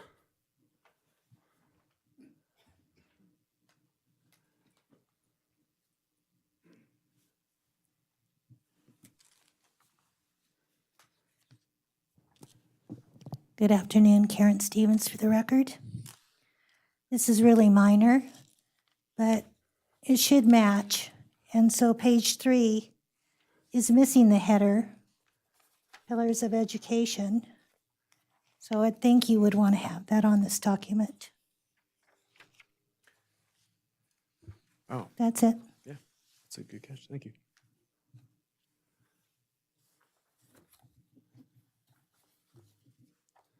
Any other public comment? Seeing none, I'll go ahead and call for a vote. All in favor, say aye. Oh, go ahead. Don, do you want to amend that to change the With table of contents, add that in there? Sure, we can add a header to page 3.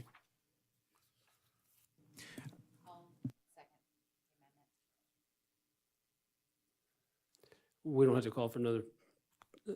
All in favor, say aye. Aye. All opposed, say nay. Motion carries. Thank you.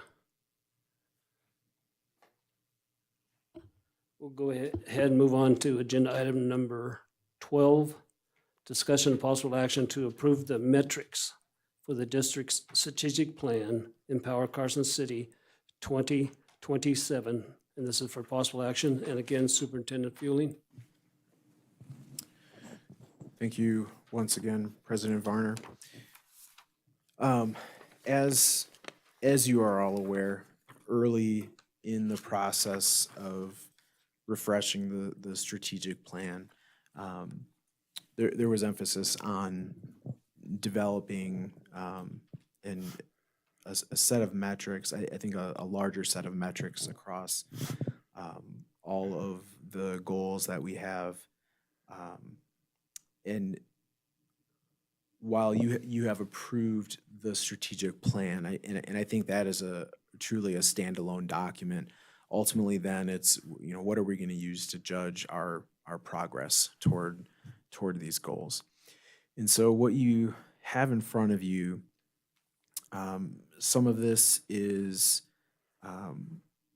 taken from past documents from past employees here who are helping as a part of the strategic plan process and trying to glean metrics that some of their groups had come up with, groups that my former goal for that we had come up with to try to make sense of where we are related to the strategies, or in the case of goal 1, sub-strategies that are laid out. One of the things going through this process, well, actually, so one thing to note is that for goal 2 at this time, I just have TBD, so to be determined. And the reason for that is there is a process going on within the state, having school districts create their district performance plans. Those plans, like our school performance plans, have to be aligned with the state's improvement plan. And so there's a lot of work going into, but once we have the template from the state, there will especially be a lot of work going into trying to align those things. And there's a lot of work that will happen to do that, and a lot of metrics within that work. What we know is that the state's improvement plan, to a great extent, aligns with the district's strategic plan. A lot of the things that we know are good for schools here are good for schools everywhere, right? So as much as possible, we want to make sure that all of that work and the types of metrics that are being tracked, in many cases on our side, these are metrics that the state is requiring us to provide. And so if those make sense in terms of showing that we are actually moving towards our goals and meeting some of our strategies, it would make sense to me to utilize those same metrics. So that process will be hopefully completed sometime in the early spring, but I know we're still waiting on the state to provide some of that. And so I think in this really early draft and ideas of metrics, I think it's important to, sorry, I guess I don't have a presentation anyway.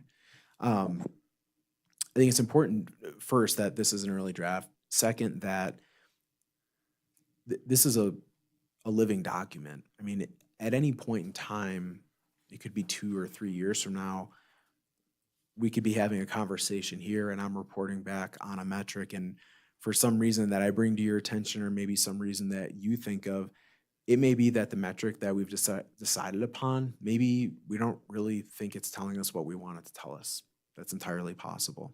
So I as much as I want to get to a point in the near future where we establish this is what we're looking at, and this is how we're going to measure this, just having in mind that ultimately some of these could change over time. One of the things that Mrs. Fuson actually brought to my attention as well is that the state's improvement plan is very all-encompassing. I mean, it brings in financial management and some other things that aren't exactly a part of our plan. But the concern, the thought is that when they come out with this template of the district performance plan, it very well may have things even outside of goal 2 that may creep into like clearly, I think in goal 3 is mostly about parent engagement. It is very likely that parent engagement is going to be a part of what the state comes up with for district performance plans. And so it may at that point make sense for us to modify one of these metrics so that it works in terms of what we're going to be submitting and what we're looking for at the state level. So I guess I don't want you to feel like whatever you have here laid out right now is exactly the be all end all. Although I do think we need to, at this point, or in the, maybe not today, but in the near future here, kind of establish where we want to start. And there's a lot of data collection that will have to happen, that we'll have to figure out how to make happen. Some of these things we already have. Some we just don't know yet, but we will get started on that. So you'll see for a lot of the metrics, establish a baseline, establish a baseline, establish a baseline. So a lot of that is trying to figure out where we actually are so we can figure out where we want to go, where we can go. Sure. On that note, as I'm reading through some of these, some sound like yes, no, and so in my mind, what I'm thinking probably the direction you're going in would be that people are going to rate these on a 1 to 5. You know what I mean? Sure. Very likely, most likely. You know what I'm saying? And so that is one thing that I wanted to confirm. And then also when you look at standard 2, I mean, I think that one of the big pushes at the Department of Education is really encouraging those career and college readiness, college diploma or high school diplomas. And so I don't know if we're thinking forward and finding a way to set that as a goal, because I would anticipate you're going to see something about that somewhere in there. We talk about it a lot. Yeah. So as far as the questions that are more yes, no type, are maybe more qualitative in type, I think you have to have something like that. I don't really know a way around it. To try to, it almost forces you to kind of make the qualitative quantitative in some way, just so you have something to work with, some kind of number. So yeah, I think that ultimately for many of these is going to be the way that that's laid out.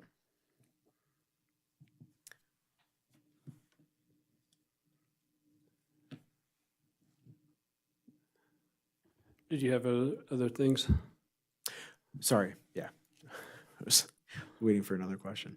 And so then looking at this and the layout I have, I think makes sense to me, and probably because I've lived with spreadsheets for so long, it kind of flows as far as, if you're trying to make this, this is basically a supplemental document to the strategic plan. And if you're trying to make this, I think, understandable in terms of like at the left-hand side, you have the larger goal. Everything encompassed within that goal is to the column to the right, those objectives. Within each of those objective lines, you have various strategies. In the case of 1.1.2, there were actually kind of sub-strategies, and that was the only strategy that had that. So it kind of forced the whole rest of the sheet to have a bunch of blanks, but I couldn't figure out a way to kind of make that work otherwise. But then you have the metrics. So again, off to the right, that far side, like, so for each individual one of these, what would be the metric we would be looking for? And so I'm making an assumption there that you want that level of detail in terms of what the metrics are going to be to gauge success. What I didn't ask, and I don't think any of the groups in their discussions over the last year talking about metrics was, should there just be a larger goal one metric or two? And so this offers quite a bit more detail, but there's just more to it, more moving pieces that we're looking at. And so I'm not, I guess I'm just saying that I don't know what's right or wrong, but if you were thinking that, well, goal one would have kind of one or two clear metrics with it, that wasn't the path I went down. I certainly could go back and adjust if that's something you would prefer to see. AJ, if I could. Go ahead. That's kind of a dilemma. I know it's hard to do because I think you got to kind of get into the woods, get into the weeds to figure out what the goals are going to be. And when I think about deep in the weeds, and when I think about terms like SMART goals and things like that, fewer goals are better. But I think you got to come up with, hey, there's 12 components to this, but really, what are we trying to achieve? And so for me in my head, I really, my overall desire is I want this to be results driven and not procedure driven, meaning we have to have procedures in place to achieve results, but I want to have short checks to make sure those procedures are getting us somewhere, and then circle back to what are the few goals related to, say, goal one, probably a bad use of terminology, but to get us back there. How are we tracking? How are we achieving it? And I think if we have, whatever we have, 12, 14, 20 things we're trying to track and achieve, we're gonna get lost in the weeds.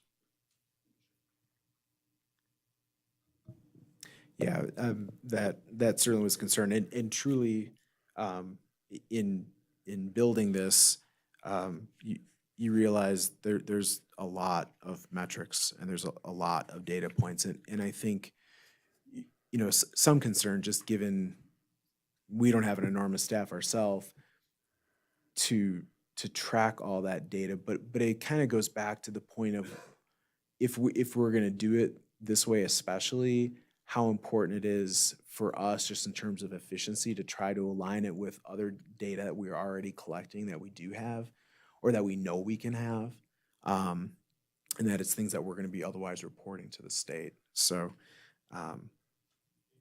yep.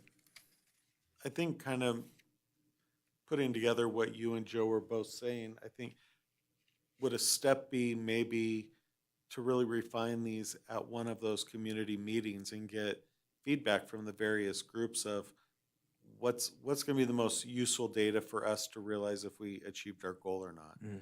And then instead of us just making that determination, we're actually getting a little bit of input and then revise from there. Yeah, 100%. That would, we have Community PLC coming up next week, I believe, right? Thursday. So that maybe Wednesday.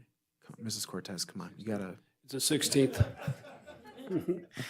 At 6 o'clock in the library. Yeah, I know. Yeah, no, that actually, that's a really good suggestion, Mr. Walker.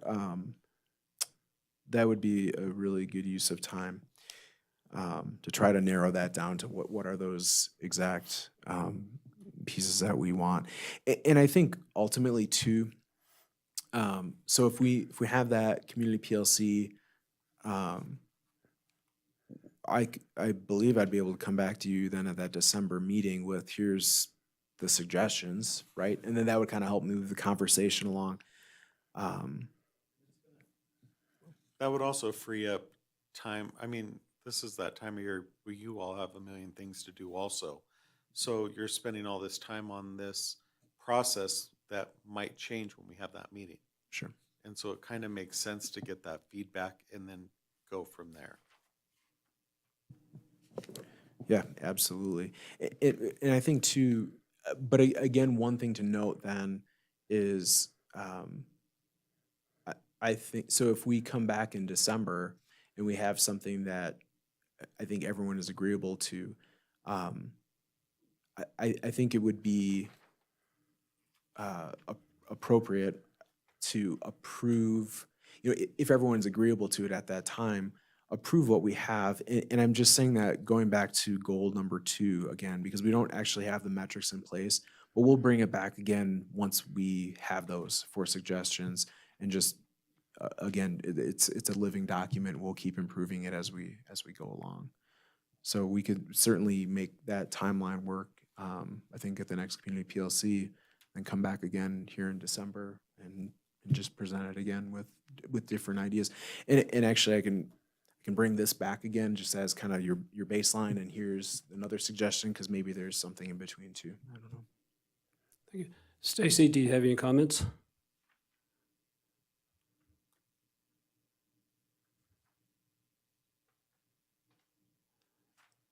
Hearing nothing, any other comments from the board? Oh, go ahead, Stacy. We couldn't quite make out what you said, Stacy. I'm sorry. I'll wait until we see the PLC and what comes out of that. I think it's great that we actually have a metrics and that we're working towards our data points. Thank you. Any other comments? Yeah. Appears we'll take no action on this tonight and waiting the next return of the document after the PLC meetings. Thank you. Thank you. Yeah, thank you, AJ. Thanks for the start. We need to do something different. Yeah, no, sorry. If you're going to take no action, that's fine, but you still need to call for public comment Okay. because it's listed for public comment. All right. Any public comment in reference to this item? Seeing none, we'll go ahead and move on to the next item, which is the discussion and possible action, the informational update on the preliminary 2022 cohort graduation rates for the Carson City School District for discussion only, and Ms. Fuson.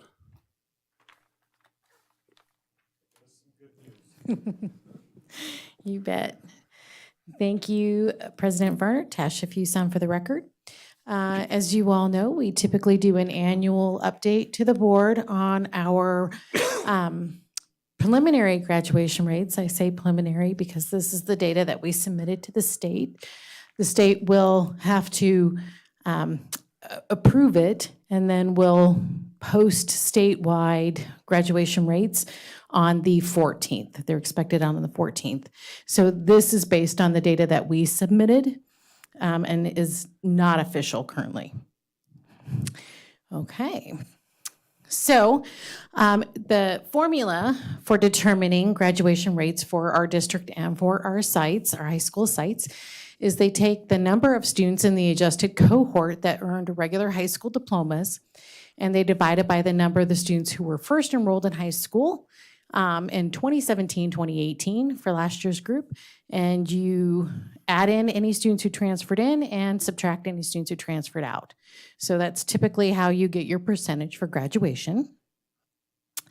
Statewide, we have for you our 7-year trends. So for the Carson City School District, we are looking at a drop from 2021 to 2022 from 85.71 to 83.43. Obviously, we're still seeing the impact last year of COVID. We don't know what the states will be or what Clark and Washoe is. We typically look at those two as well, as you know, because of the large numbers. They often drive the grad rate for the state as well, or have a big contribution to that. So we're looking at, again, another minor dip.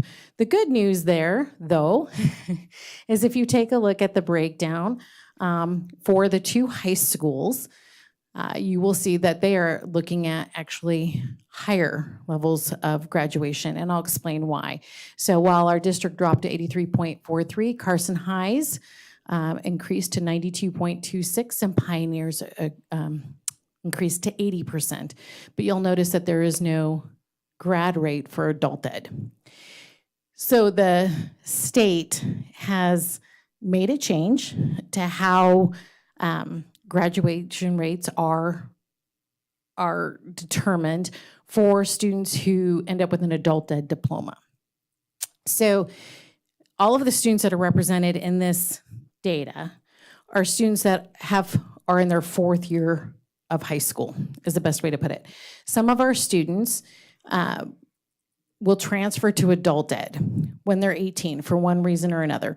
The adult ed diploma has a slightly lower number of credits, for instance, that a student might need to earn. In our district, a typical standard diploma student earns 24 credits. For an adult ed diploma, they need 20 and a half. They remove one of the math, one of the science, one of the PEs, so they have a reduced number. It is a recognized high school diploma, and a student with an adult ed diploma still can go to like community college or go into the military versus a GED. Because typically with a GED, post-secondary institutions require students to actually have additional information than just a GED. So it's not that you can't, for instance, go to WNC with a GED, but then typically you have to have like high entrance exams or AccuPlacer scores, et cetera. Usually at a 4-year university, they won't accept a GED. You would have to go to a community college first. In the military, it changes from year to year on how needy they are for people to come into the military. So I think that's an important distinction for our families, right? So an adult ed diploma is an actual diploma. It's not a GED. So there's a different level there. And what you'll see here is over the years. So in 2016, so these are the changes in how the state has determined graduation rates. Part of that is because they are trying to get in alignment with the federal requirements for graduation rate changes. So just bear with me on this. You'll see that in 2016, we did not have an adult ed grad rate. It changed in the state of Nevada that in 2017, then they separated out those students. So again, this would be a 4-year senior, so a student in their 4th year of high school, but who ended up earning or went to adult ed.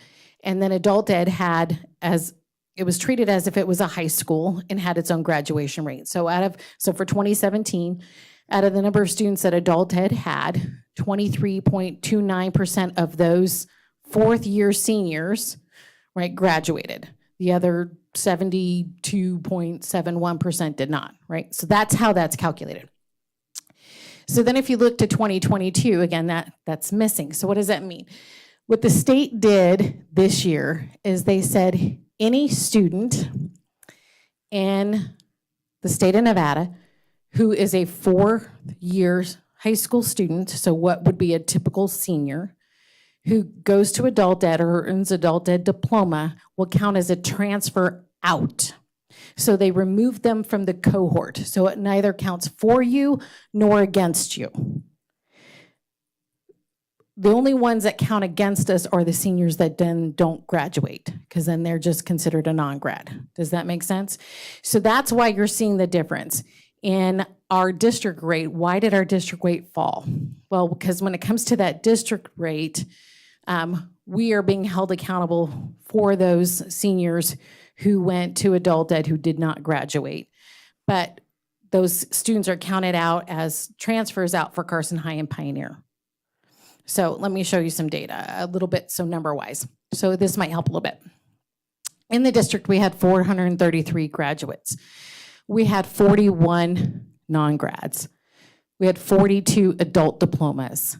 The way this is calculated is that those adult diplomas are taken out as a transfer out. So going back to this very formula right here, where it says on the bottom that you're minusing the students who are transferring out, that's what it's saying here, is that those 42 students, right, district-wide, who got adult ed diplomas are taken out of our, so we don't get credit for them being graduates, although they are a graduate.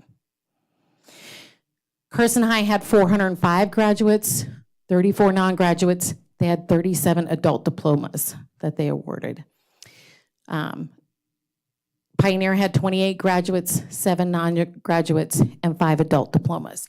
The other part to put into perspective here is we applied and amended our alt ed application this year that came in front of all of you to allow both Carson High, Pioneer, Eagle Valley Middle, and Carson Middle to run alternative programs.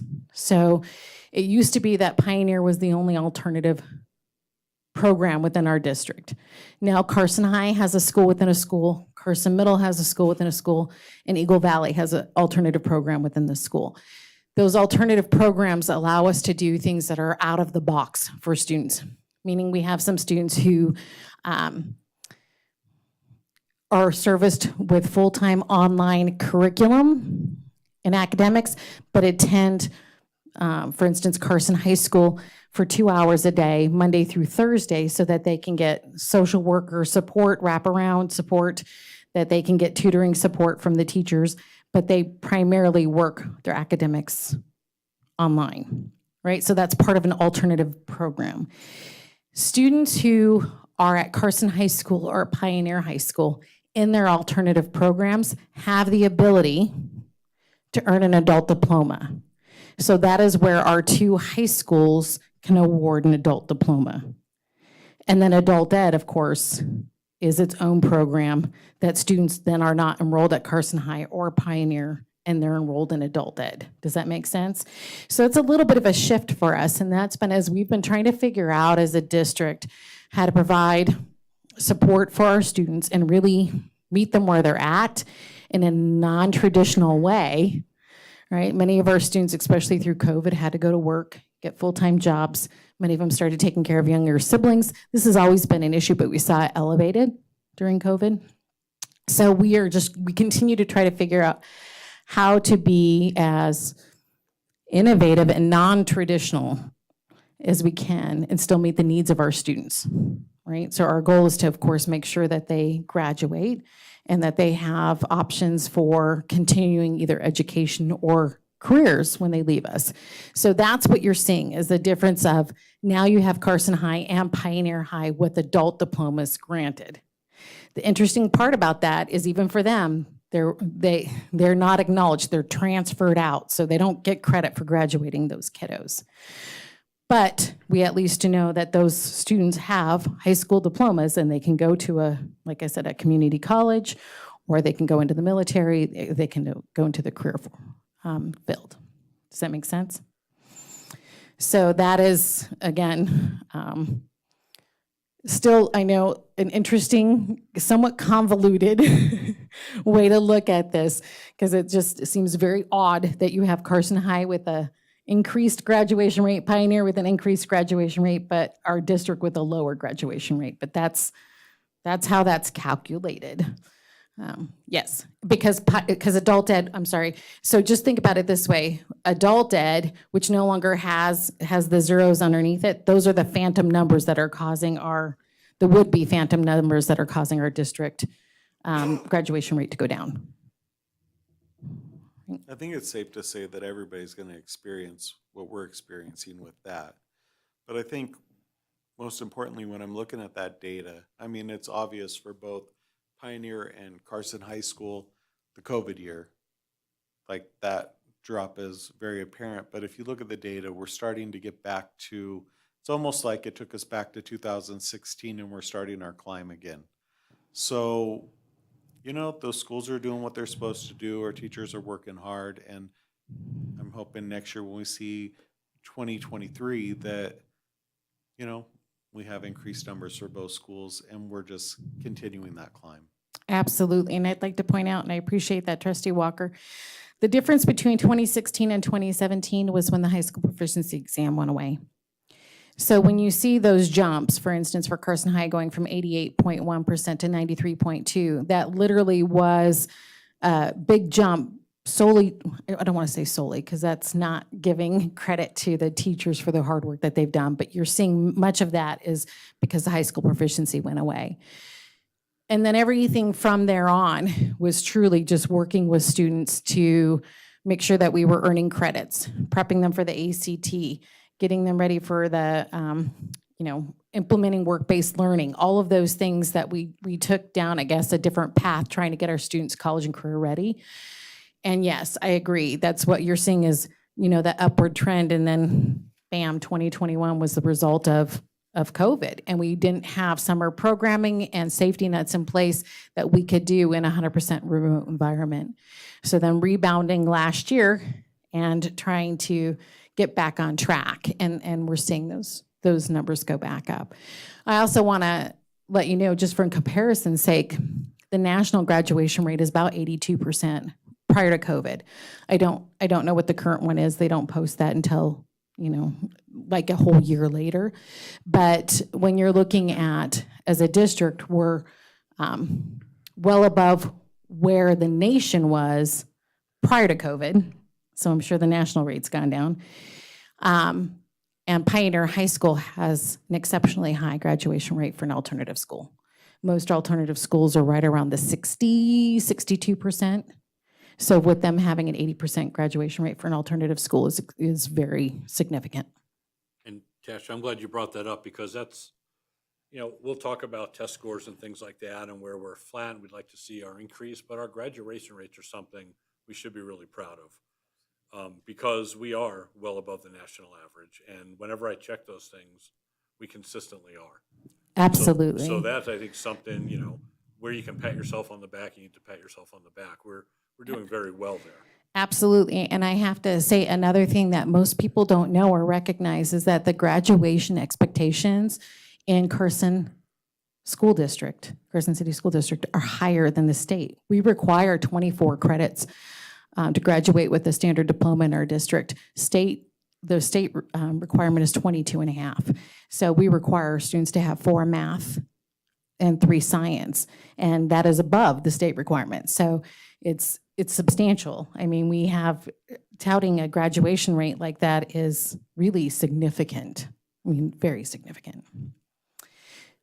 The other thing I have for you are diploma types. So you can see the breakdown of the class of 2022 diploma types. We did have 127 students at Carson High School graduate with a college and career ready endorsement. 59 students with an advanced diploma. The difference between an advanced diploma and a CCR diploma is, so an advanced diploma is actually a base diploma type. That's a student who has to have 24 credits and have a 3.25 GPA. So they have to have the 4 science, 3 science, 4 math. The college and career readiness piece is an endorsement that goes on to the advanced diploma. So, and in order for a student to get a college and career ready, college and or career or both endorsement is typically they have to have, for the college ready, 2 years of a foreign language or a world language. They have to have a CTE certification or take dual credit classes or advanced placement classes. For the career ready, those are our students who, like Candy was stating earlier, have participated in work-based learning and or have earned a certification or endorsement in a work-based or a CTE certification. Students with like, a first aid certification that they earn through their health classes or the health science classes, those types of things. And then for the college ready endorsement, they also have to earn a college ready score on the ACT. So that's something to celebrate as well. And then we had 219 standard diplomas. So again, those are our standard diplomas, which are still 24 credits. It just doesn't have the GPA requirement on it. Pioneer had 23. The adult diplomas, that's where we're showing those. So adult diplomas are on the rise or have been significantly higher than they have in the past.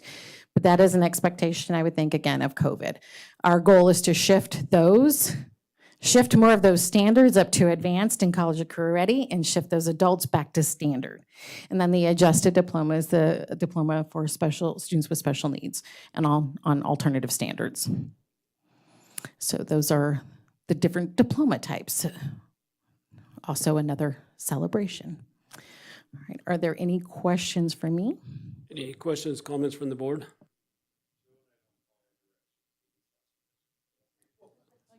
That's okay. Stacy, do you have anything?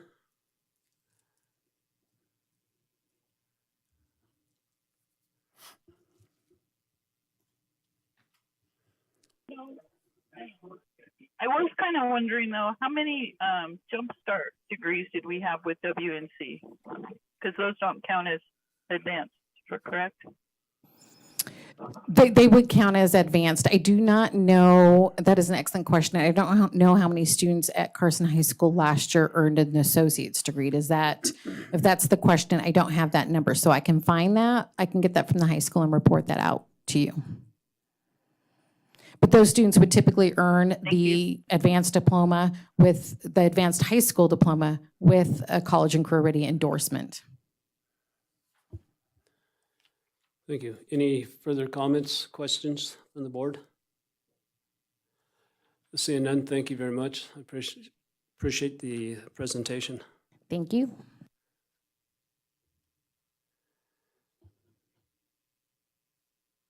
We'll go ahead and move on to agenda item number 14. Discussion and possible action on the process for completing the superintendent's annual evaluation for the 2022 calendar year. This is for possible action, and I'll go ahead and start the conversation. At our last board meeting, we agreed that we would go ahead and complete the superintendent's evaluation in December as called for in his contract, even though it's not been a full year, it'll be a 6-month evaluation. We also agreed to use the existing evaluation format. I think we also discussed that there may be some items or performance indicators in that evaluation format that may not be applicable since it's a 6-month evaluation versus a yearly evaluation. So what we need to do tonight is go through it and see what we feel may not be applicable, because we want to have a standard applicable, non-applicable across the board. Otherwise, we don't want 6 different trustees having 6 different non-applicable items. So I'm hoping that everybody's had a chance to go through the evaluation, maybe come up with some ideas that you think may not be applicable that we'll take out as we move forward. And also, when we complete this, it needs to be completed by December 1st. It has to be to Renee, I should say, by December 1st. Is that still correct? Yes, please. And that way she can get it on the agenda for the next meeting in December, the first meeting in December. So what I'd like to do, just open it up for comments from the board to see if there's any items that you don't think applicable. Maybe everything will be applicable, but there might be some items that are not. So Joe, have you had that time to go through it? Do you have any comments? I have, admittedly, I probably needed to go through it a little more thoroughly, but, you know, when I look at the first, I'll just go through it page by page, the leadership and district culture. I think that's the way it's set up right now, you know, based on how much time our current superintendent's been in the position. I think that's fair to keep that in there. I don't see that there isn't anything in there to some degree he really hasn't already touched on. So, you know, and that, to me, that goes to his credit.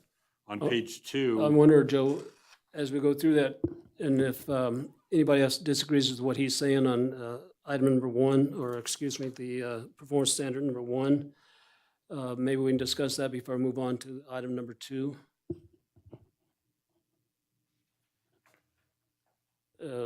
Stacy, do you have any comments on that?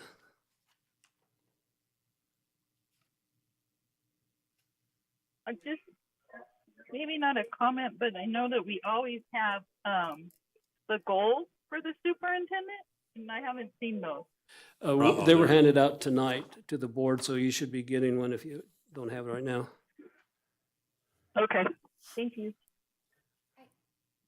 Just a comment maybe for brevity with it. I think we agreed to do this, and this is the evaluation. Yeah. The only area that really strikes me that isn't something that we can really assess him on this year is, at 6 months, is the student achievement. Correct. Just because That's- we don't have graduation, and so I think if we all as trustees decide to put a not applicable yet, I think we could still assess, and possibly the only other one that I saw pop up is under the second to last page, the management and implementation of strategic plan and just the annual report, because we're just barely adopting it 6 years, so we don't really have that. So I don't know if there's multiple criteria under that, so I'm not sure that would be one. As I think you can just, as you're looking at it, go, that's probably not applicable at 6 months.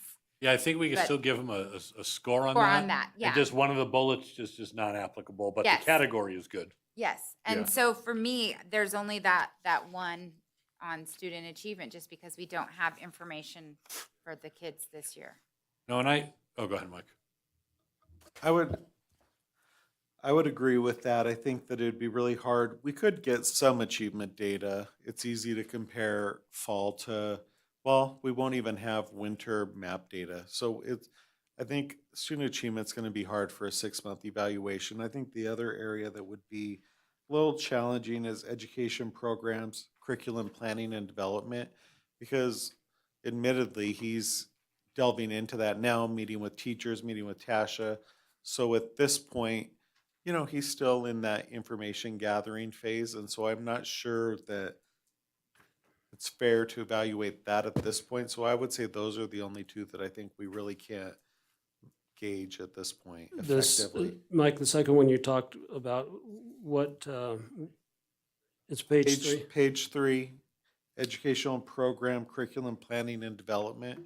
So right now, he's learning the curriculum, he's learning what the plan is, and I think that once he has that, we'll see his leadership where it takes us, but he's still gathering that information right now. Yeah, I agree with both those. Those are the ones I had marked. that, Yeah, I were not- agree too. I think that one makes non-applicable. sense to strike it at this point. And I think it's important to let, the public know, because you never know who's tuning in when, that we are going to go through and kind of take a crack at relooking at this. But for the purpose of this evaluation in December, with the superintendent who's only been here for less than half a school year, that we're going to work with this for this one, and then look to change or consider changes or adjustments Right. down the road. Yeah, just so everybody knows, we do have a committee established that's starting to look at that. And it just wasn't able to get done this quickly. And any other comments? What about on page number 5, human resources management, staff and personnel relations? Are we evaluating him on that? Yep. I think that's fair, because I think he's done quite a bit of work on that as soon as he started July 1st. And I think there's been progress made there, so I think Okay. that is fair. I agree. Good, okay. Even his listening campaign is evidence of that. Don, Laurel? go Oh, I ahead. was just going to ask Mr. Russell, is there any, if we take a couple of these areas and just have them not applicable, is there any problem with the contract? Because I know some of these areas are listed in the contract that we evaluate him on. The answer is no. There's no problem with approving the process with the removal of those two categories. And I say removal, I think it's a unanimous vote to consider those two non-applicable for this evaluation. It's going to put the superintendent on the spot a little bit, but I would confirm with him that he's okay with you not evaluating those two areas. Can we get a verbal That was answer to that? confirmation. Stacy, AJ, oh, sorry. Playing with my microphone. Stacy, you couldn't see, but AJ gave us a thumbs up. All right. Any other comments or Thanks. questions? Thank you, Stacy. What we'll do then is entertain a motion with those changes. So if somebody wants to make that motion, I'll move that we accept the superintendent evaluation, removing for this evaluation the educational program, curriculum planning and development category, and student achievement. I'll second that. We have a motion and we have a second. Any board discussion on the motion? Joe? Does that affect the numerical score rating by removing those categories? I think that might cause us to, we might have to factor that down. So when we sum up everything but the two areas we pulled out, he's going to have a lower score. Right. And I want to make sure he's not penalized by us approving to eliminate two So categories. can I amend my motion to add in there, to have the score legend or the criteria to reflect the removal of those two categories? So now do we have a second on that? Yes, I'll agree to that. I was just trying to figure out how much each section is worth on the points and how to adjust the scale. Well, I think we can do the math afterwards. but- Somebody can do that when Yeah. we're not on camera. I think the good way to make the record clear is it's a pro rata adjustment for the removal. Right. Thank you.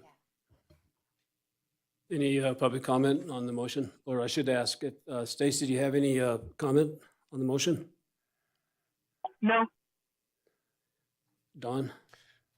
Actually, I was looking at that throughout. That was going to be my comment about the compilation numbers. I think there's 11 of them. Each of them were 4. So you'd go down by 8. Is what I believe. Thank you. Any public comment on the motion?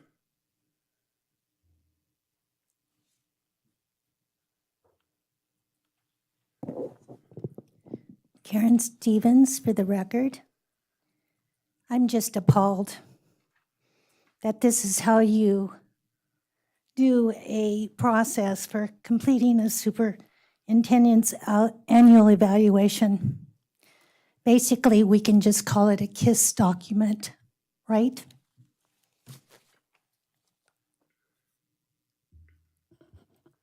Any other public comment? Seeing none, we'll go ahead and call for a vote. All in favor, say aye. Aye. Aye. All opposed, say nay. Motion carries. Thank you.